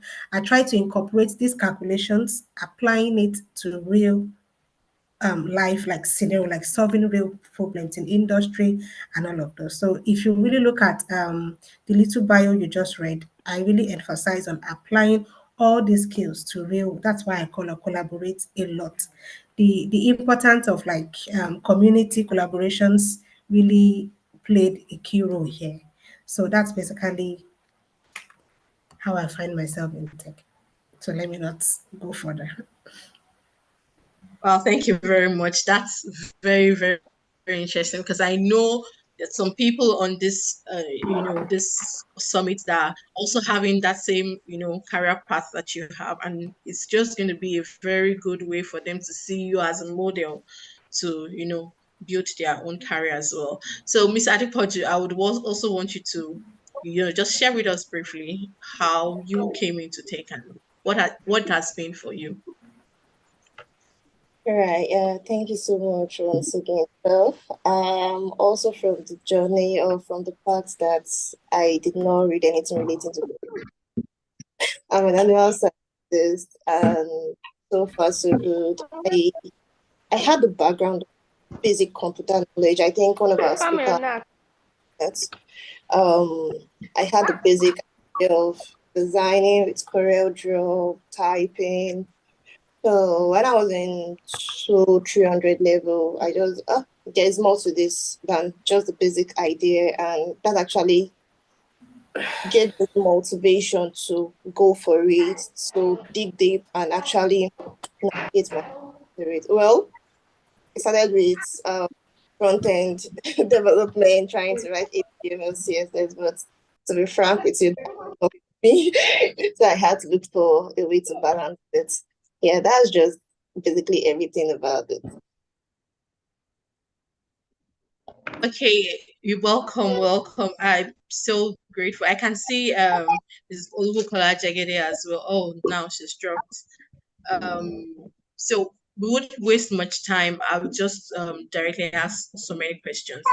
Like for now we see, like from what you have said to us, Miss Lesson, a lot of people find it very difficult as ladies. We've talked a lot about imposter syndrome today, and the fact that a lot of us have this mind of, am I able? Can I do it? This thing is just for tech. This tech things is just for guys. Can you just enlighten ladies on the fact that it's not it's how will I say now? It's a world that welcomes both genders and we can do it. Like, can you just tell us how you've been able to? Because I know at some point in time in your life, you must have been faced with this imposter syndrome before. How were you able to, tackle it and, take your feet and then you are shining in this field that you are now? All right. So before moving to tech, maybe I should use my background as an example. If you meet someone and maybe a lady now, and then you ask her, what's your course? And the person says mathematics. You'll be like, wow, FEWA, FECO, this and that. They really think mathematics is only for the guys. I face that a lot. Even my parents, when I told them I'm doing math, they will be like, "Ah, no, why not go for nursing? Or you do something else." Kind of, my As mom was like, no problem. as You end up usual. being a math teacher. You end up teaching. So like they thought mathematics Nathaniel, come was here. only for guys. Like, no, don't do maths, don't do physics, Nathaniel. don't do engineering, go for nursing and courses like that. So it's not really as difficult as people make it sound. Yes. So doing tech as a lady is not really difficult. Find it challenging, even for guys too. They meet their challenges too. It's just that guys will not always show it, but we ladies will think, oh, so it's not really difficult. The first thing I would say, assess your interest. Like, don't say because my friend is in tech, I need to be in tech. My friend is coding, I need to code. My friend is doing his PhD, I need to do my. No. Assess yourself, know where your strengths really lie, and then build upon it. Like, know your interest. Don't just do it because others are really doing it. That is why most people fail. If you know this is where your interest is, build upon it. Like the last speaker said, so she was into a particular part and then she knew she was not really shining. She had to deviate into something else.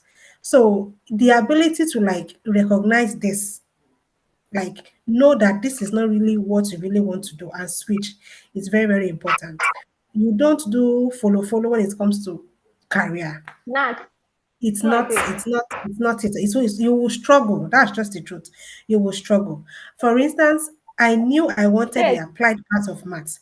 Most of my friends were good in the pure part. Like they can prove that the eyes is very close to the mouth rather than being close to the nose. Like they can prove it with theorems and all of those.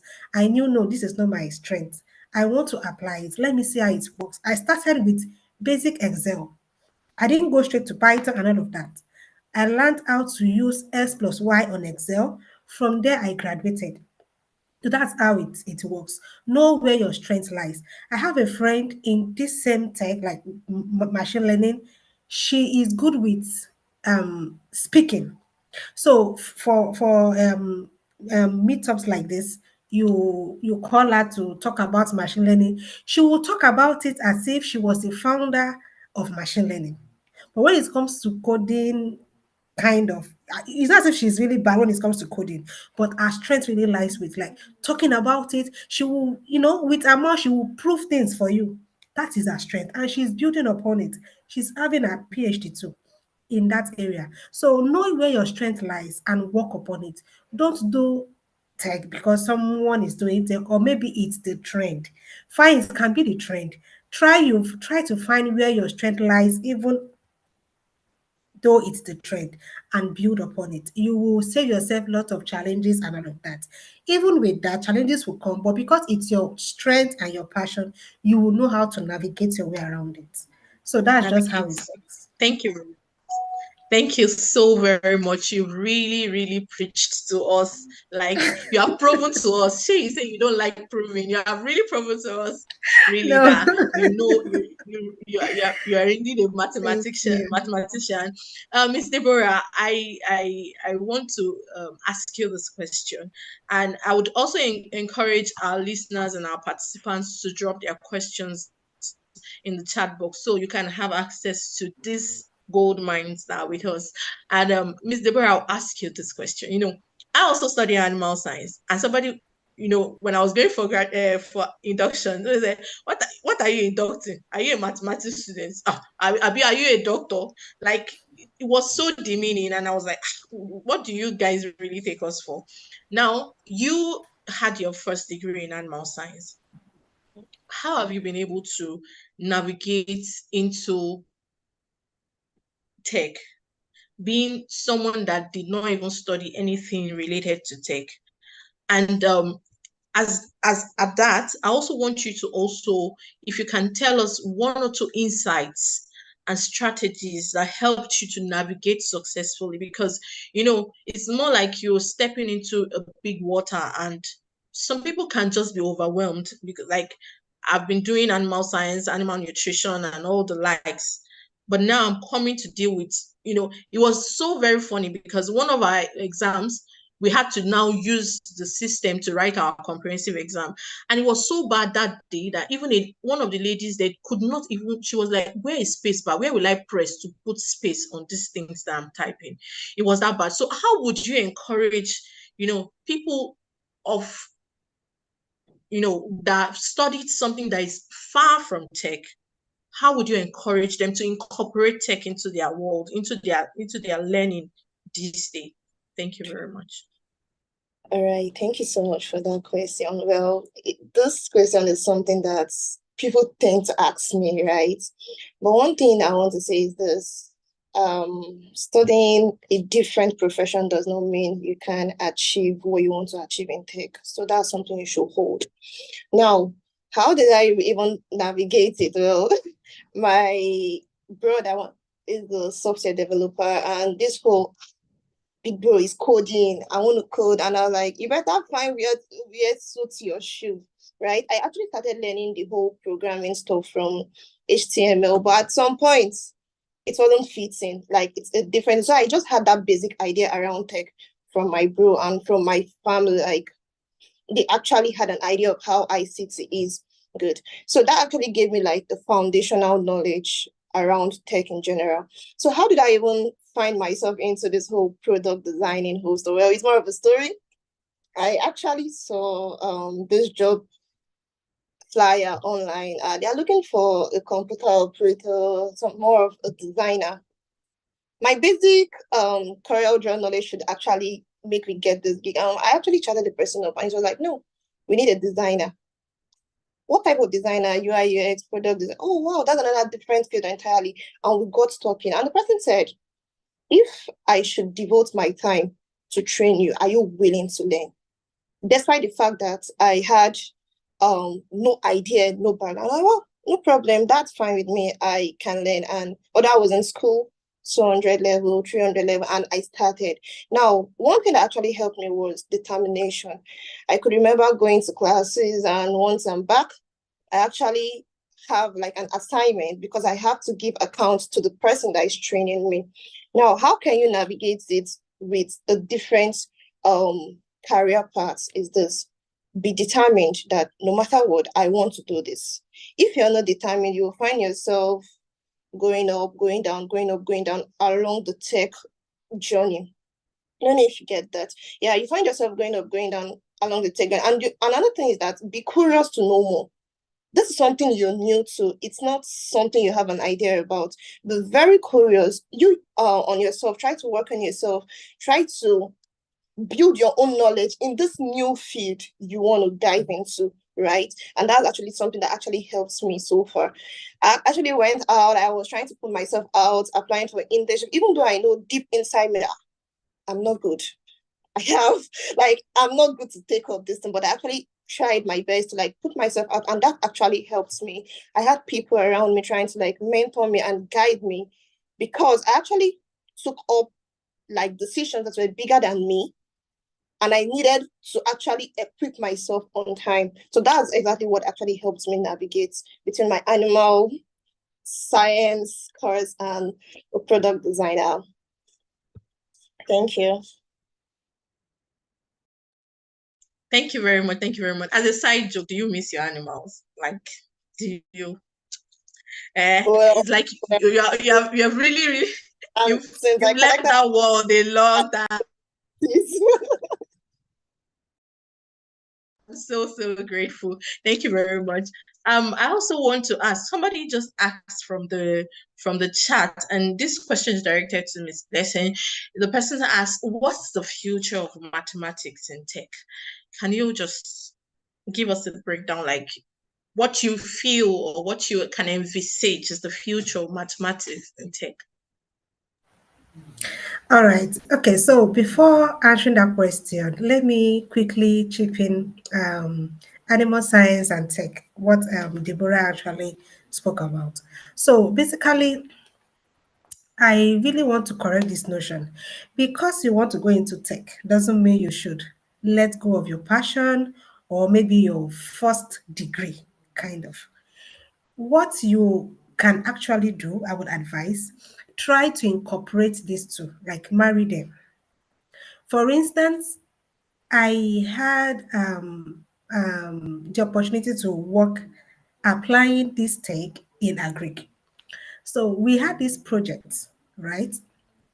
There's this man with so much cattle on his farm. Now the cattle were so much that he had to like employ up to 10 men to always check in these cattle every day. Like you have to go on the field, like on the farm. Sorry if I'm not using your terms very well. You go to the farm, like check if this cattle is still breeding, if they are eating well, if they are living fine, kind of like to check their general health. Now, doing this was tasky, right?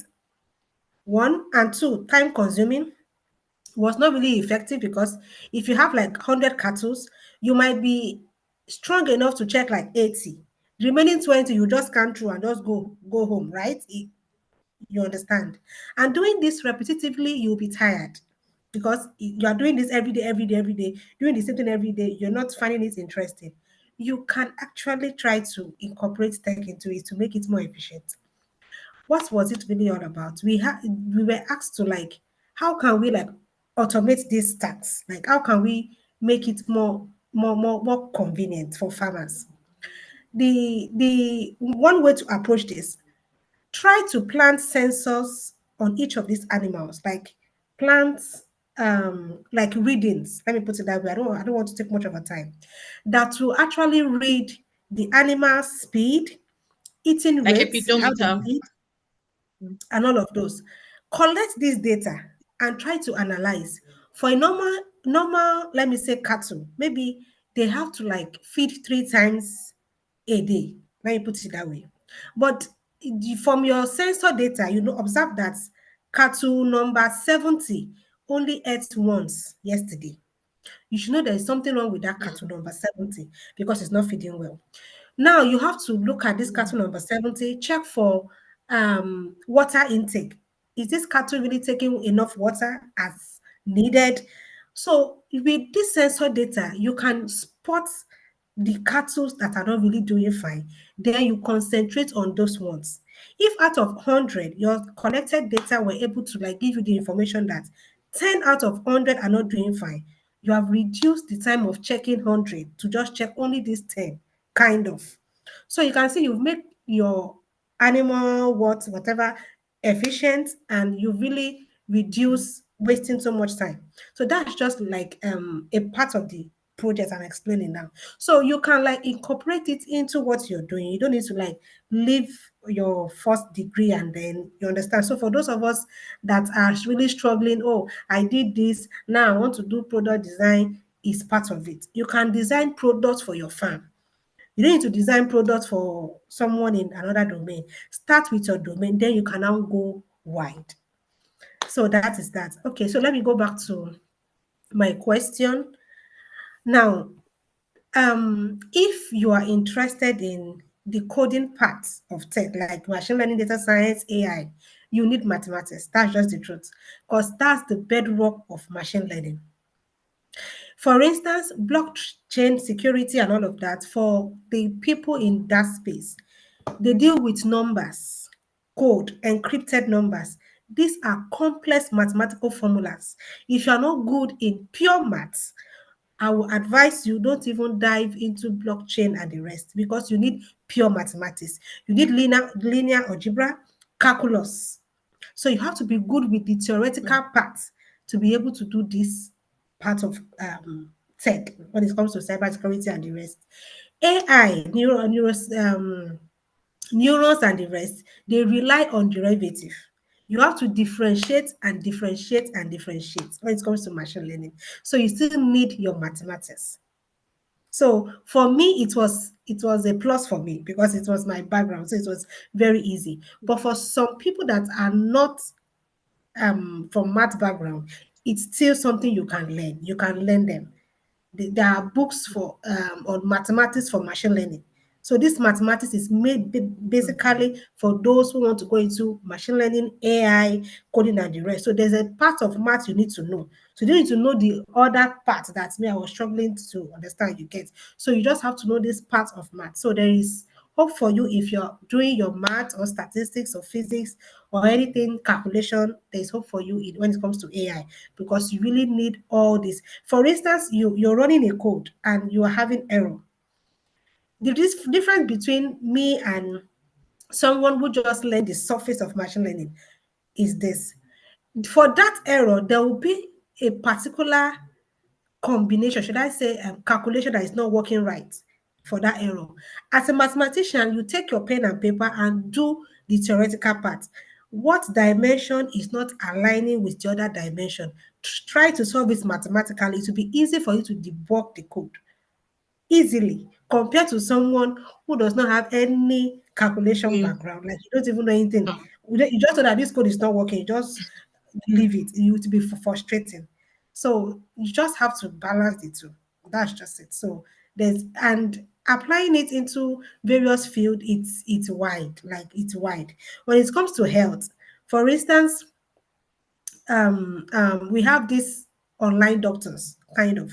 You don't have to go to their office to make consultation and all that. You just meet with them online. They ask you what's wrong with you, blah blah blah blah blah. They take this data, then you can now come for proper checkup. In finance, I believe most of us use app. You can stay in another country and send money outside without actually going to the bank. So all these things are the various applications of tech. So you don't have to be the coding expert before you know you're doing tech, kind of. Thank you very, very much. Thank you so much. It's just a pleasure listening to you. I want to ask Miss Blessing, because we have some other questions here. Somebody's asking, how do you incorporate tech into counseling? Maybe the person into guidance and counseling. How do you incorporate tech into counseling? If you have any response to that, we'd be glad to hear you. Okay, like I said earlier, most of the things are done remotely now. Thank God to COVID-19, kind of. You don't need to like have a one-on-one section with someone before you can cancel. Using Google Meet to cancel is part of tech, right? Yes, it's part of it. And there's this wristwatch that once you put it on, it will read your pulse rates, your maybe the number of calories intake per day. So these are examples of technologies that you can use when it comes to health or counseling per se. So I don't see it being an issue. Like when it comes to counseling and tech, I think that there should be resources online that you can like get that can really Use. enhance your counseling. For instance, you can go to some online courses for tips on how to like counsel well properly and all of that. So there's some courses you can get online as to enhance your counseling skills, and there are some digital tools you can also use to enhance your counseling sessions. So you can reduce the rate of incoming, like people coming to your office and all of that. Or maybe there are some apps that maybe when you play some games, it will help you feel relaxed. These are part of digital tools you can use to enhance your Use. counseling. Thank you so much. Thank you very much. Thank you very much. Ms. Deborah, I want to ask this question. Journeying into tech, from one of our speakers that has spoken, she said, it's a journey, it's a process.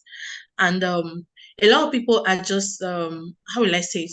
They're just attracted to the beauty of, I'm in tech, and the things that people do, what they show out and all that. Can you just tell us about some of the nitty-gritty of inputs, some of the inputs that would have to go into it to be able to succeed in this field of tech? We've talked about determination. You've talked about being focused, but can you just tell us more about, time management, about some of the stuffs? I know you have an idea what I'm trying to talk about, that if you want to succeed in this field of tech, whether you are already in it or you're just navigating into it, what are some of the things that you can put in place that will help you to succeed in this journey? All right. Thank you very much for that question. So, there are lots of things you need to put in place. Number one is hard work, right? I must say, the journey into tech is not just one day you just sleep, you wake up the next day, you're already earning in 6 digits. It's not like that, right? There are days of hard work, there are days of sleepless nights. For the programmers, people that are trying to write code, there are days whereby you will spend 4 to 5 days looking for a semicolon that is not missing, right? So you shouldn't just have this notion that this is November, before January, I should be able to get a job that will pay me very much. No. So one thing, like I said, you need to be focused, number one. And another thing is that you should understand that those days whereby you feel down, you might feel, where am I even getting to? I've read this course, I've done this. You just feel very down. You're not having any headsway. It's normal. There are days whereby you'll feel, am I good enough to even saw myself out there? It's normal. So at those points, what you need is encouragement, and you need to pick up yourself and keep learning. You shouldn't, because you could not achieve this, or you hit a blocker, or you feel you had this imposter syndrome on yourself, because of that, quit the journey, right? It's not rosy. I'll be frank with you, it's not rosy, right? But if you have good resources around you, good resources you could fall back to, then you will be able to achieve this journey, and you'll be able to achieve it very cool. So basically that's it.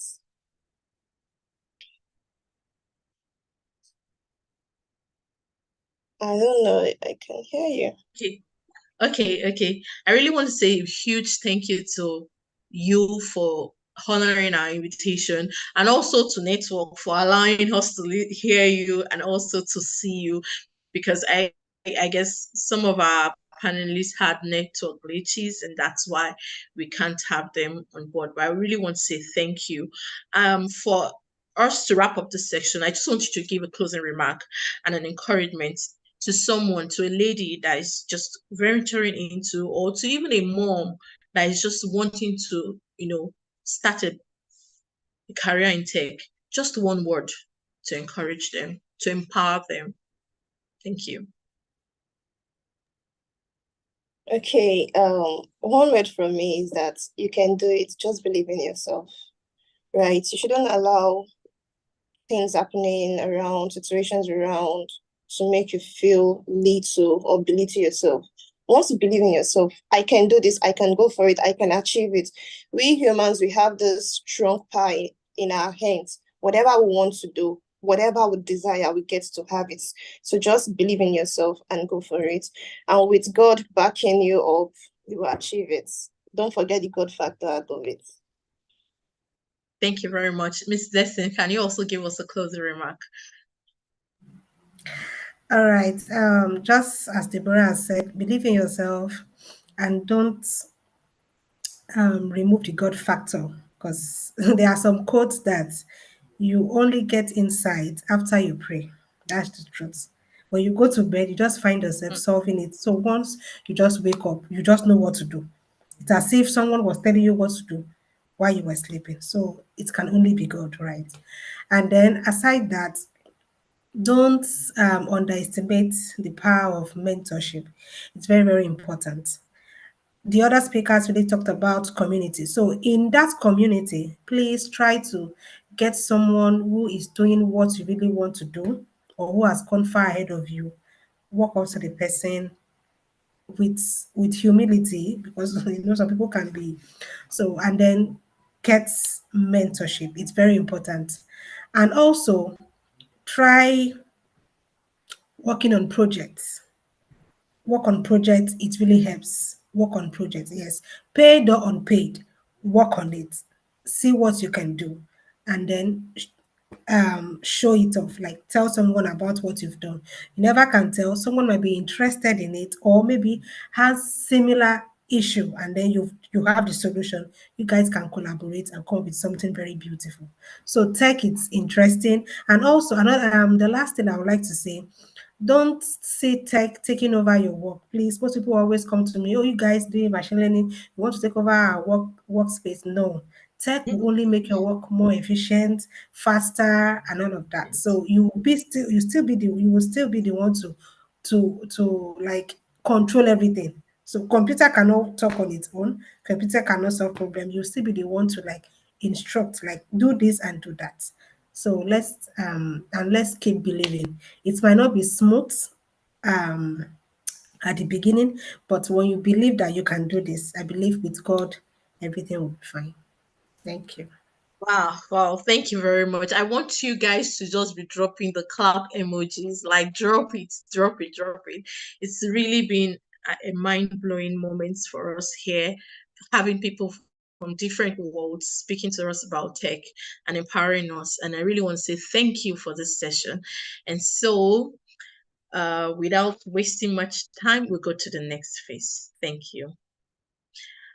For the next phase, we're going to be introducing our next speaker, and she's no other person than Ms. Lawal Adiola, a data migration specialist. Ms. Adiola Lawal is a data migration specialist and a quality assurance lead at Alluvium HQ. She's currently also a volunteer manager at Rubis Technology. She believes so much in women and their ability to make wave in the tech industry. Permit me to make welcome Ms. Adiola to this. Thank you very much. You're welcome, ma'am. Oh, hello, I'm already clapping for myself. It's been amazing back to back all day. Like, I'm really enjoying myself.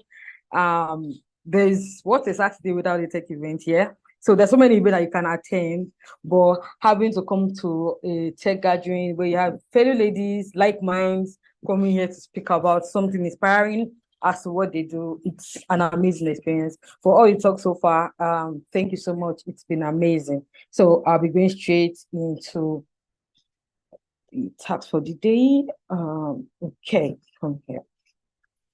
Hello, so welcome to TechItGirls Annual Summit.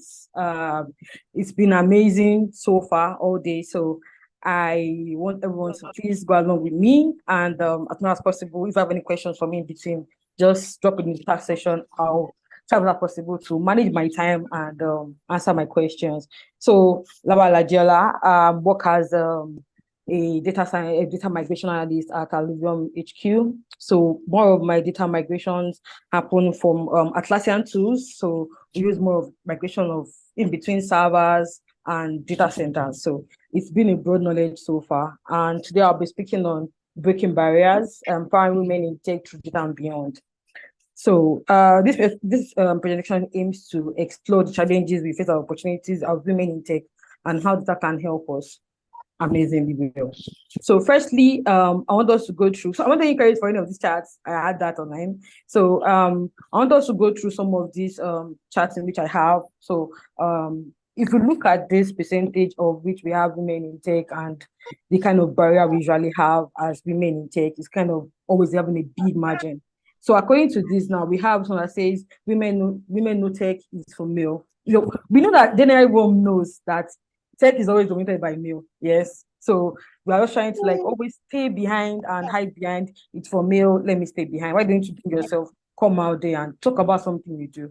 So also be of the culture.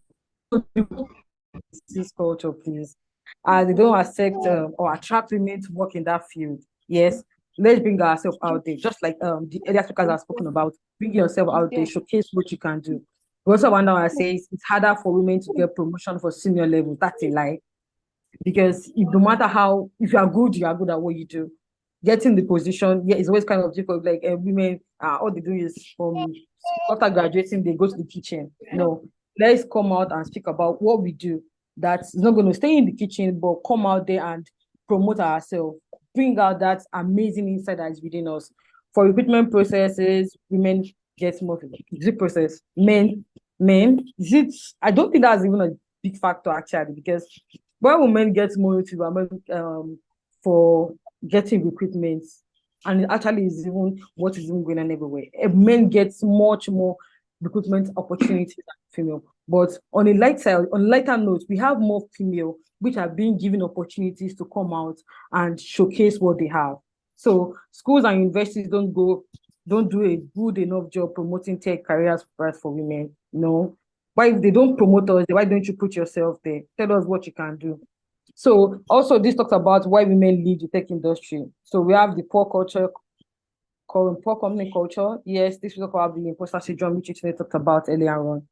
Dissatisfaction with particular job, you're not happy with what you are doing, or there's someone that is in between the company that makes you feel like you don't understand what you are doing, or you just feel like it's just this one circle. You just kind to lose interest in whatever you are doing. So we have interested roles outside of tech. You have so many skills that are not within tech in which you can do, and you do amazingly well. Yes, we have so many that leave tech and go into that kind of point in their life. And we have some that comes to lack of diversity. You have so many things you want to do. Why don't you just do it? So all this data here just brings out how women can come in and just put yourself out there. It doesn't need to you don't need to put yourself in the constraints or tell us this is how to navigate even in the tech field. Put yourself out there, showcase yourself.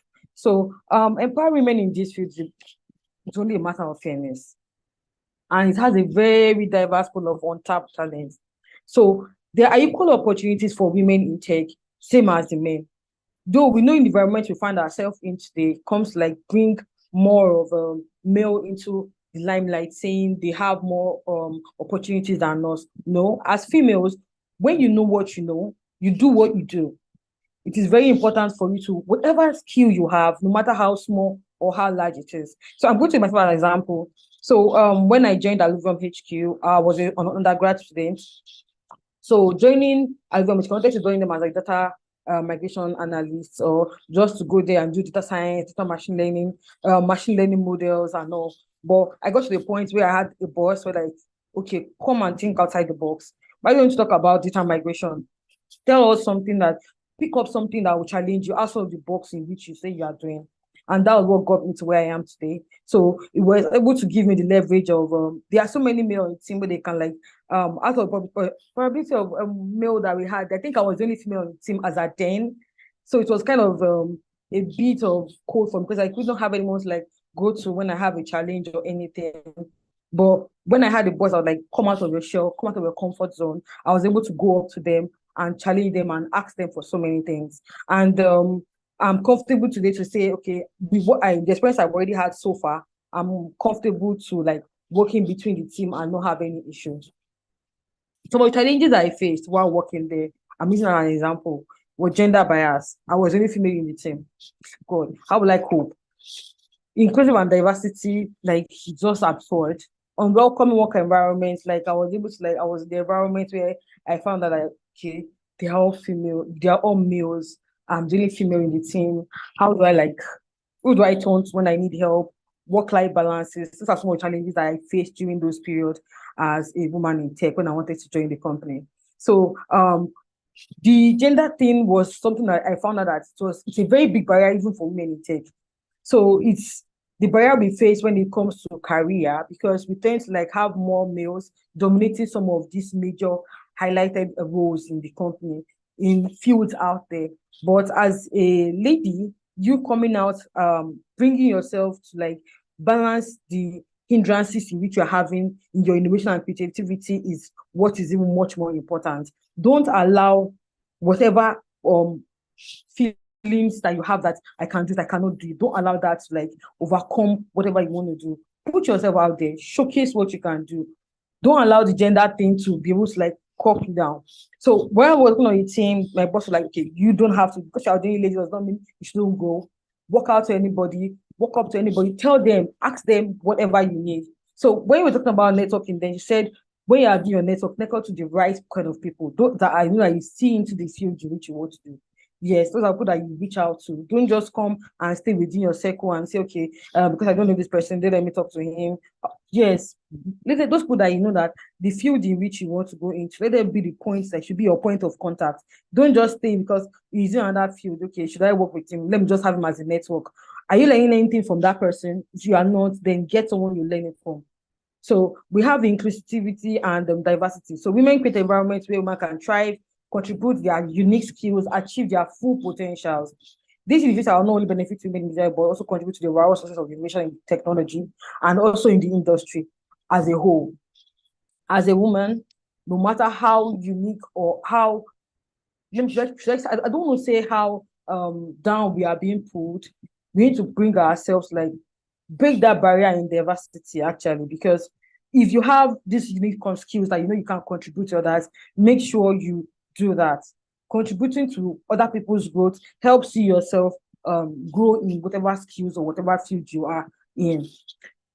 So nextly, I'll be going to welcoming work environment. So some women in the environment where we find ourselves in, some bosses, they'll be like, when you get a job, you have to like hook up, being harassed sexually or something. There's this discrimination about what can they do. More time now, they will say they want to get married. Once they're getting married, they will have a family. They'll be giving less attention to their work. No, some of these challenges are what puts some of those women out of it, where we don't have someone to like talk to when you have these kind of challenges, when you are being harassed, you don't have anyone you can walk up to. It's a big challenge. And this is where your community comes in. When you are feeling like you are being down, you don't have anybody to talk to, you just need to walk up to somebody and talk to them about how you feel. So when you're in an environment where your work environment is not unstable and you are being unwelcomed in that environment, you tend to lose focus. And with that little bit of attitude, you can just drop your interest in tech, which goes a very, very long way. So as women in tech, if you are going through any discrimination like this, just like TechItGirls just stated, they are here to support and motivate women, ladies in tech.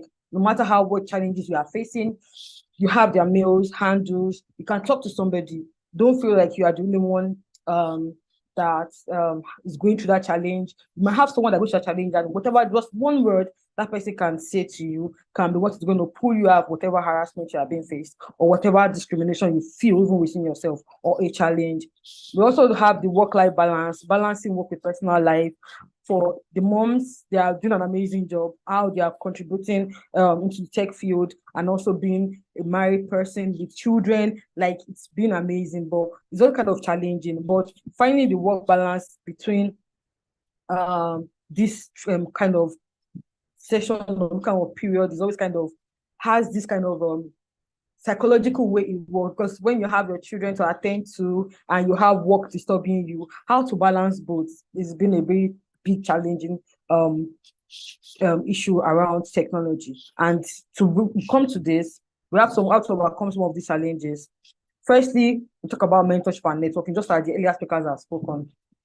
Networking, you say earlier someone says your network is your network. Yes, mentorship, networking is a powerful tool in which you can use. So so for myself, doesn't mean because I have this diverse point of access into tech, or I do tech in most ways, and now say, okay, I want to come in and I don't need a mentor, I don't need to network because I'm already comfortable where I am. Why don't you come out of your comfort zone and reach out and touch someone, visit someone, impact someone positively, not just in the wrong way? As ladies, emerging opportunities, identify what are the future of tech fields, like what woman can impact you. Now you have to come out there as women. You have an opportunity that you can benefit a fellow woman. Why don't you introduce her to it? How did I get my job at Alluvium HQ? Like I said, I have a friend in school. She's a classmate, and she does she's into tech right at those period, and I was into tech a bit into a community thing. So she was like, okay, at this point, Jella, I have an offer where a company said they need so person to join their company. I was like, are you interested? I said, said yes, I was interested. And the next thing, I just had the boss ask me, didn't you want to die out for a CV? No. What I was giving was I was giving a data like, okay, please, can you analyze this data? And that was how I got my first gig. So my boss was like, okay, you're able to analyze data. Okay, understand it. So, but okay, you'll be joining the company. I was given this opportunity where I did not come out to the point where you like, I have to come in and say, I need to drop all my CV, come out and talk about, okay, what have you been doing? What's your level of, no. Opportunities comes when you have it, you grab it at that point. If you have an opportunity that can benefit a fellow woman or a fellow lady just like you, please come out and help or support a fellow woman like you or a lady or girls generally. So prediction and trends. What are the future roles and especially in tech field? So whatever role or whatever field you find yourself, it is data science, it is UI UX, it is graphics, it is AI, it is machine learning. Try to like follow up with trends. Like don't lay back on whatever trend is happening. So whatever trend that you feel like is happening at a particular point and is your own area of specialization, this kind of area you specialize in, it's better or it's even necessary for you to like always go with the trend. Don't always stay back and say, okay, because I have already learned this so far, let me stay back and let me be using my old method. What if your old method isn't working the same way it is working in the future trend? Why don't you bring yourself and advance into more skills, gaining more skills, think of something new that you want to do, like something that can support you. Do you understand? So now as a lady, how do you find balance or empower yourself in this field? Firstly, set clear boundaries. Clear boundaries with yourself that this is what I want to achieve and this should what I shouldn't like step, okay, today I want to do UI UX, tomorrow, I know how to do data science more, I'll do it. No, let there be boundaries to what you want to learn. If you are doing jack of all trades, you just become master of none. So for example, now, during that time I was learning, I wanted to learn graphics, I wanted to learn UI UX, and I wanted to learn data science. I was like, okay, which one actually am I going into? What do I want to use in the nearest future for my own personal self? But when you have one particular field that you need to balance in, you feel so comfortable using that particular field to make yourself be comfortable and have something tangible to work with. Establish a support system, if it isn't between friends, just it might not be just an automated system like put you through on what to do. It can be a friend, can be a community, but you know that you have that like at your own support. But if you need any resources, you reach out to them, they are ready to support you no matter how little or how broad it is, no matter how small it is, they are ready to support you. You need to establish one. Because being in tech as a lady can sometimes be discouraging when you don't have anybody to push you, when you don't have a community to support you, to key into your goals, to key into telling you what to do or what not to do. We kind of tend to lose focus. Continuous communication. You're having a communication with someone, you kind of lose touch with that person. As a mentor, as a mentee, why don't you reach out to the person? Enhance, like channel some communication skills in which that person can easily come out and tell you what challenges they are facing. Because sometimes when it comes to some particular task are being given at the office, you just feel like, God, where do I start from? What you just do is just sit at the point like, why am I even doing this? Why don't I just leave it? But when you sit back and you have someone to talk to that you can always run to if you have any issues, you have this kind of peace of mind that will tell you that, okay, yes, I can always reach out to so and so person for help. I can always reach out to so and so person for have that communication, like continuous communication. If it is between your colleagues, you have that communication skills. If it's our friends that you have that communication, tends to like broaden, key into that communication. Create a personal development plan. Yes. This month, so earlier this year, the company gave us a kind of slot to have some certifications to be done in the company to be done. So education is something that is very, very key into promoting ourselves, right? I kind of have a bit of challenge. I did my first attempt, yeah, and I didn't pass my exam at first. So yeah, so I was having challenges because of the mentality of I already failed this exam. Will I be able to pass? The downcasting has been there, but I have support from my colleagues. I have some friends that I talk to them. I told them I failed this exam. Motivation to do it another time has not even come. Even as I speak, there's a community where we call the Atlassian community. I met a woman there. Yeah, she's a married woman, yes. And she just brought out to me and told me, you failing is not the end of the world. Why don't we just think up? Let me be your direct contact. Let me be the person to follow up on the skills to help you get your certification. So assuming I didn't have that kind of push just look like, okay, I'm the only one, I'm not the only one that is failing when everybody's passing. So I tend to like create a personal plan on myself on how to go about getting my certification. So no matter what kind of career path in which you're selecting, always have a development plan.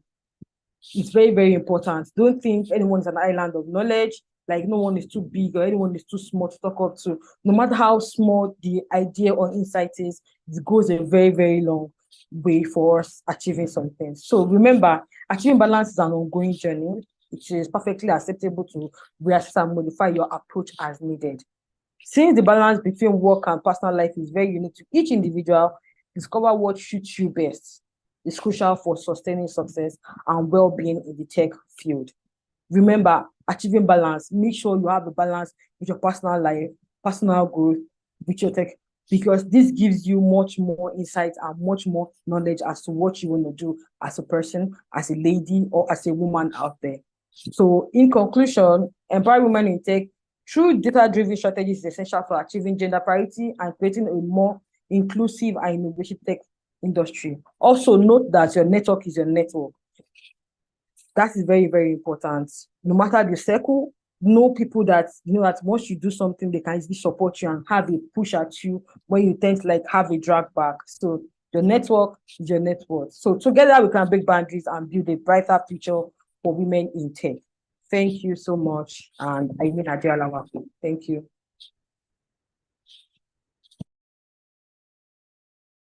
Wow, thank you so much, Ms. Adela Lawag. That was impactful. And I was saying the other time that the cooler I brought to this occasion, it was already filled to the brim. I brought another one. That one is filled to the brim now. Even the third one is filled. Thank you so much, Ms. Adela. We are really, really grateful for this session.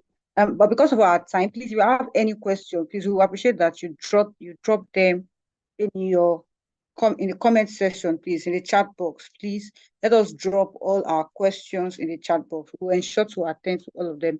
We just need to move on to one of our speakers to quickly just give us more like words of encouragement to inspire us in the next 5 minutes as we wrap up the summit.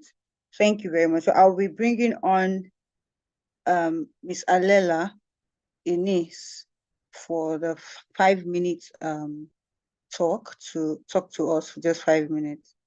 Thank you. I'll quickly introduce that. Is she up now? Please help me check. Yes, I'm here. Thank you so much, Ines. We are so glad to have you with us. Thank you very much. You can have the floor now. Okay. First off, I'm very, very sorry I joined late. I had slides, but since I've been told I only have 5 minutes, I am going to try to just go as fast as possible. My name is Atieno Alela. Nowadays I don't go by my English names, so I go by Atieno Alela. I am part of the developer relations team at Google, supporting the Women Tech Makers community, as well as the Google Developer Experts program. So today I was supposed to come in and, give the opening keynote, but unfortunately I thought I'm a superwoman and decided to overly commit myself to several things at the same time, so apologies for that. I'll try keep it as short as possible. I don't know how to share my screen. Okay.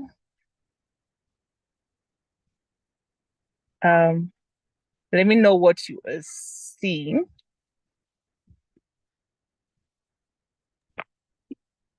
Yeah, you're saying something like your big idea. Has it loaded on your end? Yes, okay, note to younger self. That's what you're saying. Yeah. I just wanted to do like a few things on not to younger self, because often at times we question we question the decisions we make on a day-to-day basis. We question who we are and the progress that we've made. And so over time, for me as a developer and just a woman in the tech ecosystem, I always used to question, like, what if I did this differently? How would my path have, shaped in a different way? All the amazing speakers have kind of highlighted a majority of what I planned to talk about. So I'll just go through it. Now, the first thing that comes top of mind is, you ever walked into a room and in your mind, you're like, I'm a full stack developer. But when they ask you what exactly is your specialization or which is your focus area, it becomes so hard for you to explain. So I think if given a chance to retrace my steps back a few years back, the one decision that I would like to change is specializing early enough. Now, this does not mean that I do not want to learn other other things that are happening in the tech ecosystem, but by just identifying where my strengths are, and then which relates to point two, taking a deep dive into it. Now, why do I say this? It's easy for somebody to say I am another developer, or I am a Flutter developer, or I am a data scientist, and get somebody else to understand what this particular person is all about. What is this brand that I identify with? What is the area of specialization? As compared to me walking in the room and saying, I do web, and I do front end, I do back end. And then if somebody asks me, okay, with what languages? I'm like, at times I do JavaScript, or I do Angular, I do TypeScript, I do and I do kind of person. But where exactly is your area of specialization? So if I was to do this a few years back, the one thing that comes top of mind for me is specializing and taking a deep dive into whatever area that I want to focus on. The next thing is not being afraid to take that leap. I think the biggest mistake or challenge for me has always been the fact that trying to check all 10 boxes in a list before even taking that leap of faith to apply, not believing that I'm worthy of the role, or I'm worthy of that application process, or even if it's just something as a scholarship, or even if it's just being a lead in a given community, Now, this is the thing. A few years back, if somebody asked me to tick a box, I would say, or apply for something, I'd say, but I do not meet all these given criteria. And I think as somebody, as a developer, as a techie, whatever space you are in, very, very important for you to take that leap.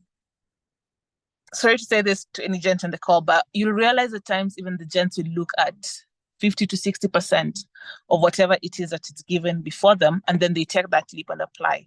Now, telling myself that I cannot compete with them just because we do not compare means that I'm not even giving myself a chance or taking that leap of faith and seeing what happens. Now, this is the thing. If you don't take a leap, what happens? The worst that could happen, if you take a leap, what happens? The worst that can happen in any scenario is just getting a no, right? But what's the best that will happen? You getting a yes, you learning from others, right? I know all the other speakers talked about mentorship, but I just wanted to more or less narrow down.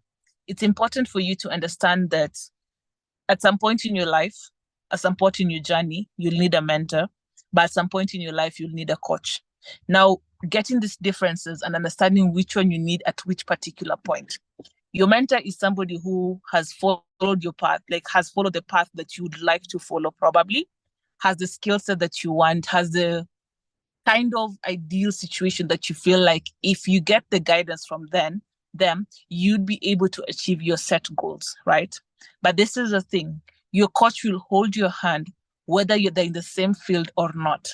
Now, before you reach out to someone, ask yourself, am I reaching out to this person because I feel like the goals or the things that they have achieved in life are more or less the same to the goals that I have set for myself? Are they similar? Are they going to be something that if I look at them, I'm able to... Am I still audible? Sorry, I'm really trying to wrap and go fast. Please tell me. Yes, you are. Yes, you are. Okay. Thanks. So what exactly do I need at which particular part of my life? Sorry. Next part is going to be, there's more in tech. Nobody ever said that for you to be a woman in the tech space or just anybody in the tech space, you have to stick to the programming aspect of it. I started off as a programmer. I still do programming, but that does not mean that that's the only field that I am in. I am in developer relations. I do not get to write code on a day-to-day basis. Now, understanding that there are various aspects for you in the tech space that you can delve into other than just the programming bit of it, looking at the different roles and what they have to offer. You could look at something like even product management, for example. It still entails you bringing a product to life from scratch, from inception stage, from piloting stage, all the way through to when it is being launched. Now, the next thing is also saying that maybe as much as you're passionate about developing products, it doesn't have to be your stronghold. It doesn't have to be that one thing that if it doesn't work for you, you're like, me, I'm giving up on this whole tech journey, right? Now, there's more to tech. It's not just one thing that serves for all. Some of us were meant for being more like people managers. Some of you are meant to be product managers. Some of you are meant to be UI, UX designers. Some of you are meant to be software developers. Understand your strengths. And before you compare yourself to that person next to you, even if it's a fellow woman, understand that you are two different people who have two different paths forged for yourself. I think I liked one of the ladies talked about having faith in your own, like in yourself, and having faith in God at the end of the day. Now, this is the thing, even for you as an individual, knowing at what point you're strong, what is your strongest point? You know, not just saying that if it's not programming, then I'm not doing it. You know, if it's not UI UX, then I'm not doing it. If you're passionate about technology, then it doesn't really matter which particular angle you're looking at, because at the end of the day, it's about you. Okay. Next thing is communities on repeat. Why am I saying this on repeat? Communities have more to offer than just networking. Communities give you a chance for you to gain access to skills, tools, resources, and networks that are going to be beneficial for you as you manage or as you maneuver your way through your tech journey. I like to tell people that I am a product of tech communities. And the reason as to why I say so is because I wrote my first real code, you know, away from the hello code, away from trying to make things blink so as to pass a test. But I wrote my first real code as part of a hackathon in a community, you know. And then from there, I learned even how to be more confident, how to share my ideas, how to share the knowledge that I have with others. Now, this is the thing. Don't look at communities just as a chance for you to meet other developers, but look at it as a chance for you to grow, you know, to learn, to share. Okay. And look at the tools that are being shared, you know, in each and every community. I believe here, most of the women have shared really, really amazing insights that could be beneficial to you. And also just to say this, you do not have to plug into all the communities. That's the thing. Identify one that speaks to your soul. Identify one that works for you. In some instances, you'll find maybe there's a community for Android developers. If you're not an Android developer, does not mean that you have to go for those meetups. Why not figure out maybe if there's a data science community near you, something that is closer to what you're doing and what you're actually working towards. One of the mistakes we make, taking me back to the very first point, is, you know, when you're specializing, but at the same time, you want to be everywhere, not because you want to gain insight, but because you want to be seen that I attended this event, I met this person, I did this, I worked here, I wore a t-shirt from this event. Now, how do you ensure that you're leveraging on these communities for your growth, for your personal and professional growth? Identify communities that work for you, communities that could actually help you be better at whatever it is you're doing. The next thing is about giving back. Now, this is the thing. We acquire a lot of knowledge over time, right? And I believe one of the best ways to retain this knowledge and to even learn more is by sharing it with others, okay?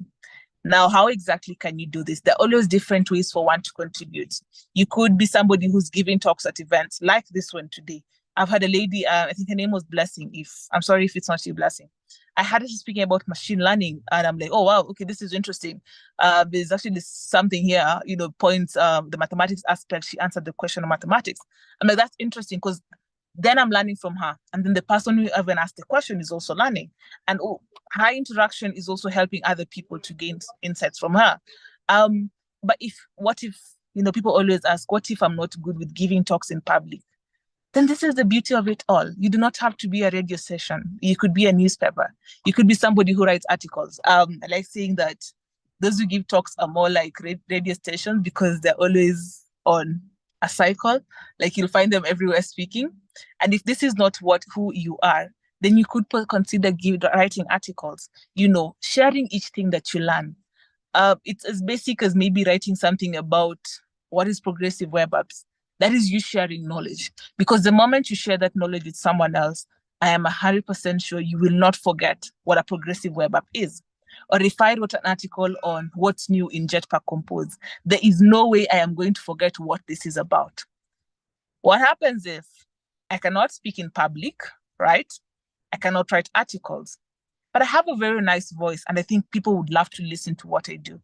And again, you could do podcasts. And if you love your face in front of a camera, you can always do vlogs.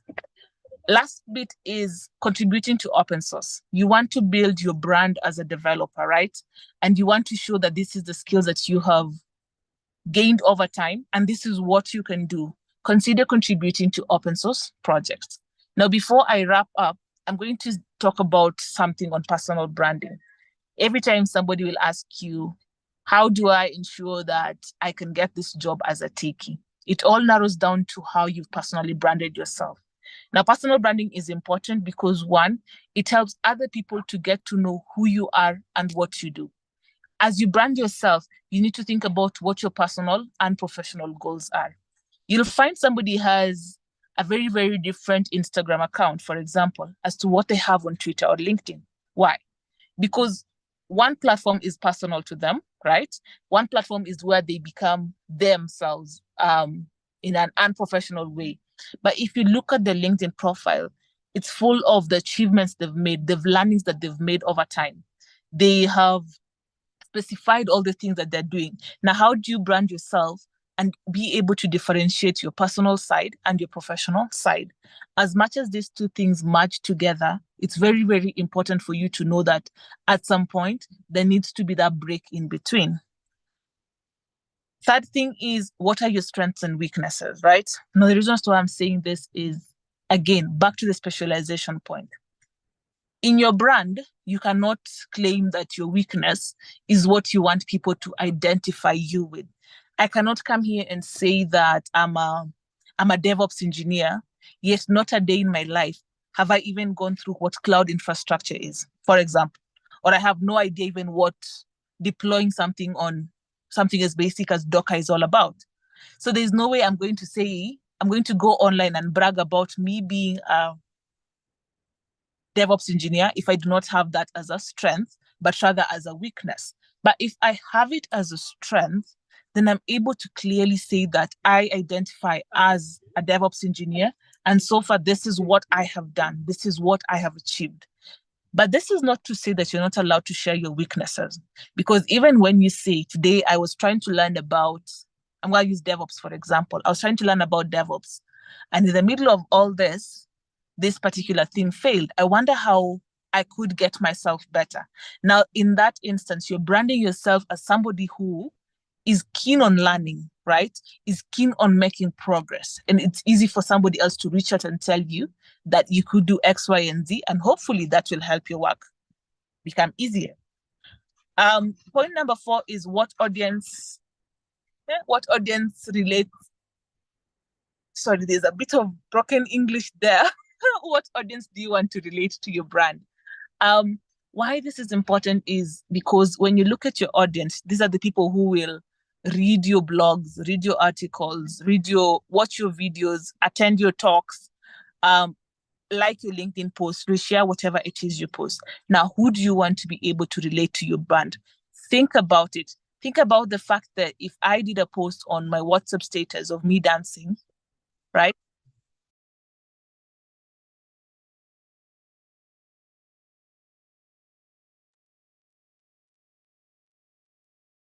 Thank you. Ines, are you okay? Thank you. Thank you very much, everyone. Thank you so much, Alila. That was an amazing, very brief but yet very rich session. Personal branding is important. You need to learn to believe in yourself. And can you still hear us? Really, really sorry. Okay. I was trying to confirm. Yeah, my network just dropped because somebody called. And yeah, this is, again, me overly committing myself to a lot of things. I'm very, very sorry. How do I share screen? Okay, let me know if you're able to see it. Screen broadcasting. This is where I was. Yes. You said 5 minutes. I'm very sorry. I feel like I've already passed my 5-minute mark.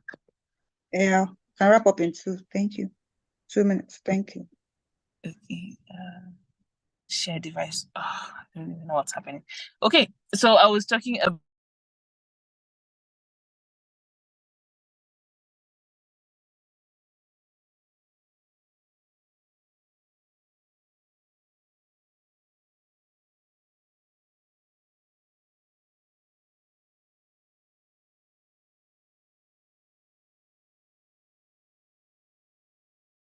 I will assume that you cannot see anything and just continue speaking.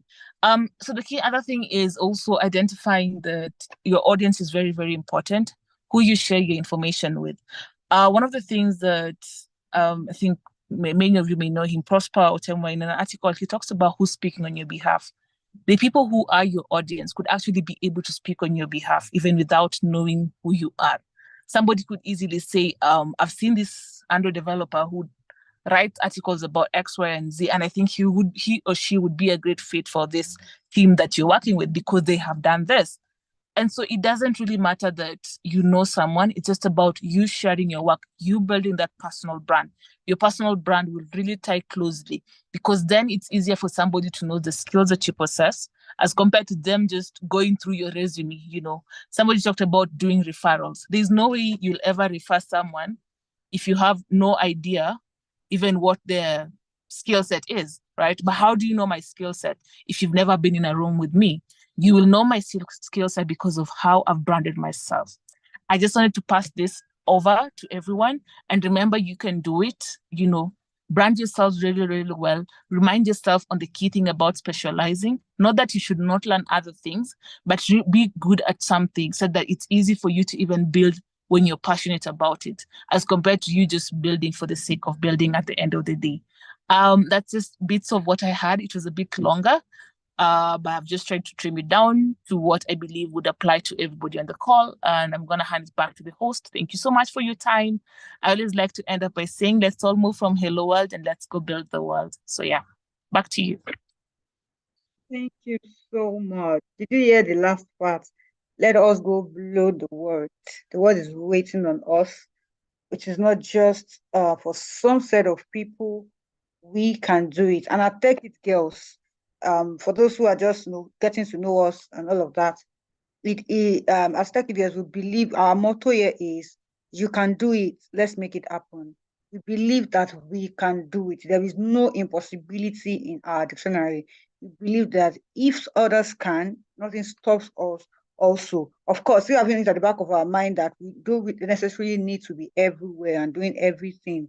You can personalize yourself, just like the last speaker said. You can personalize yourself and then you are out there doing it. So together we can do it. Let's make it happen and let us blow the world together.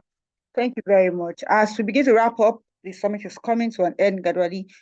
Wrap up. Yeah, we can see what's it called, a feedback pool on our screen right now. Please can you use 40 seconds rather. We have just a minute of our time rather to quickly help us do that survey. We need your feedback about it, please. Thank you. Can we do that in 1 minute, please? There's a pool. There's a pool right now. Yes, thank you. There's a pool right now. So please, we need just like a minute of your time to just do that as we wrap up.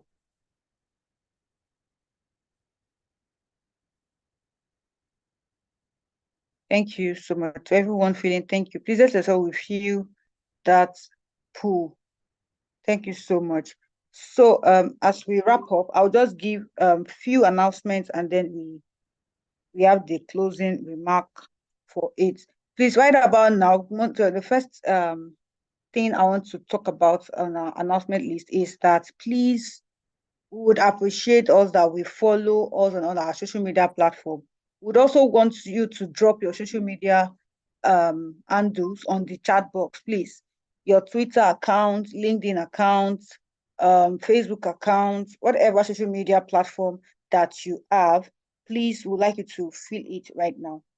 I'd like you to help us drop it in the chat box.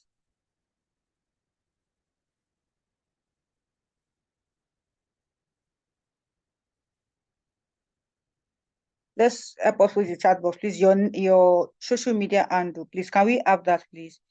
On the social media handle, please, let's drop our username on Facebook, Instagram, Twitter, even Thread, yeah. Twitter is now X, right? Yeah, on X also. On LinkedIn, please let us drop how our social media platform. That's how we can follow and connect with one another. That's how we can follow and connect. I'm not seeing that in the comment section. Please let us drop it. Please let us drop it. Please feel free to drop it. That's how we can follow and connect with you. And for everyone who would like to join our community, please we'll reach out on your mail. You can check out your mail from now. But however, please follow us on all our social media pages. All our social media pages is at TechItGirls on LinkedIn, Facebook, Instagram, and Twitter at TechItGirls. Just type at TechItGirls.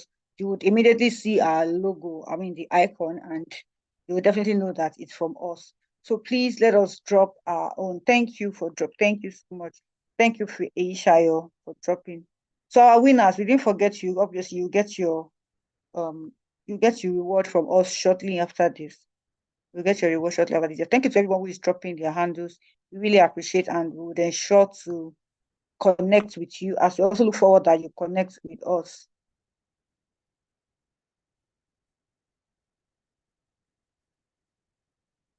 Thank you very much. Also, another announcement is that our next cohort is coming up soon. And like it was mentioned, at TechItGirls, we believe so much in the possibility that the ladies or the women also can do a lot in the tech world. We are pushing ourselves a lot out there. Someone mentioned from the beginning that it is ladies who should start having their tech startup. We should start having ladies owning startups, owning tech companies. And we believe so much in that possibility. So in that light, we'll be training, coming up with our training sometimes next year.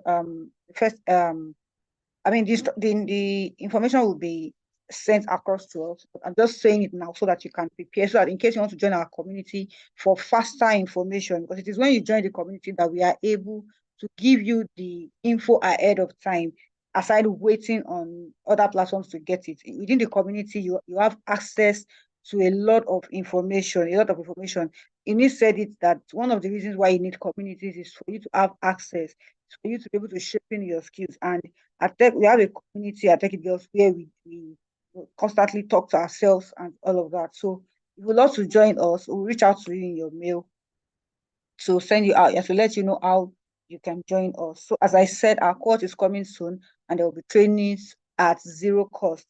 And for any other information, we'll ensure to see it across our social media platform. Thank you so much, everyone, for joining in. We are sincerely grateful. Once again, let me just show myself. Thank you so much for joining in. Once again, we are really, really grateful. We are super, super grateful that you joined in. On this note, once again, we say thank you. Okay, Feisha has a question. How can I join the WhatsApp link? Okay, actually, it's not on WhatsApp, but we would reach out to you on your mail. We have your social media account already. You would get all of our info. Follow us on our social media platform. You have access to all of this information on how to join the community. Please just drop follow us on all our social media platforms, please. You have all the access. You have access to all the information that you need. Thank you very much. So it is on this note that we want to wrap up this virtual summit. It's been an amazing one so far. It's been an amazing one. And I'm super grateful. Queen Daga, thank you for waiting. Thank you, Priye, Queen Daga, Simon, Deborah, thank you so much. Oshola, Ajibola, thank you. Gifty, Kehinde, Khadijat. I can go on and on with all the names we have here.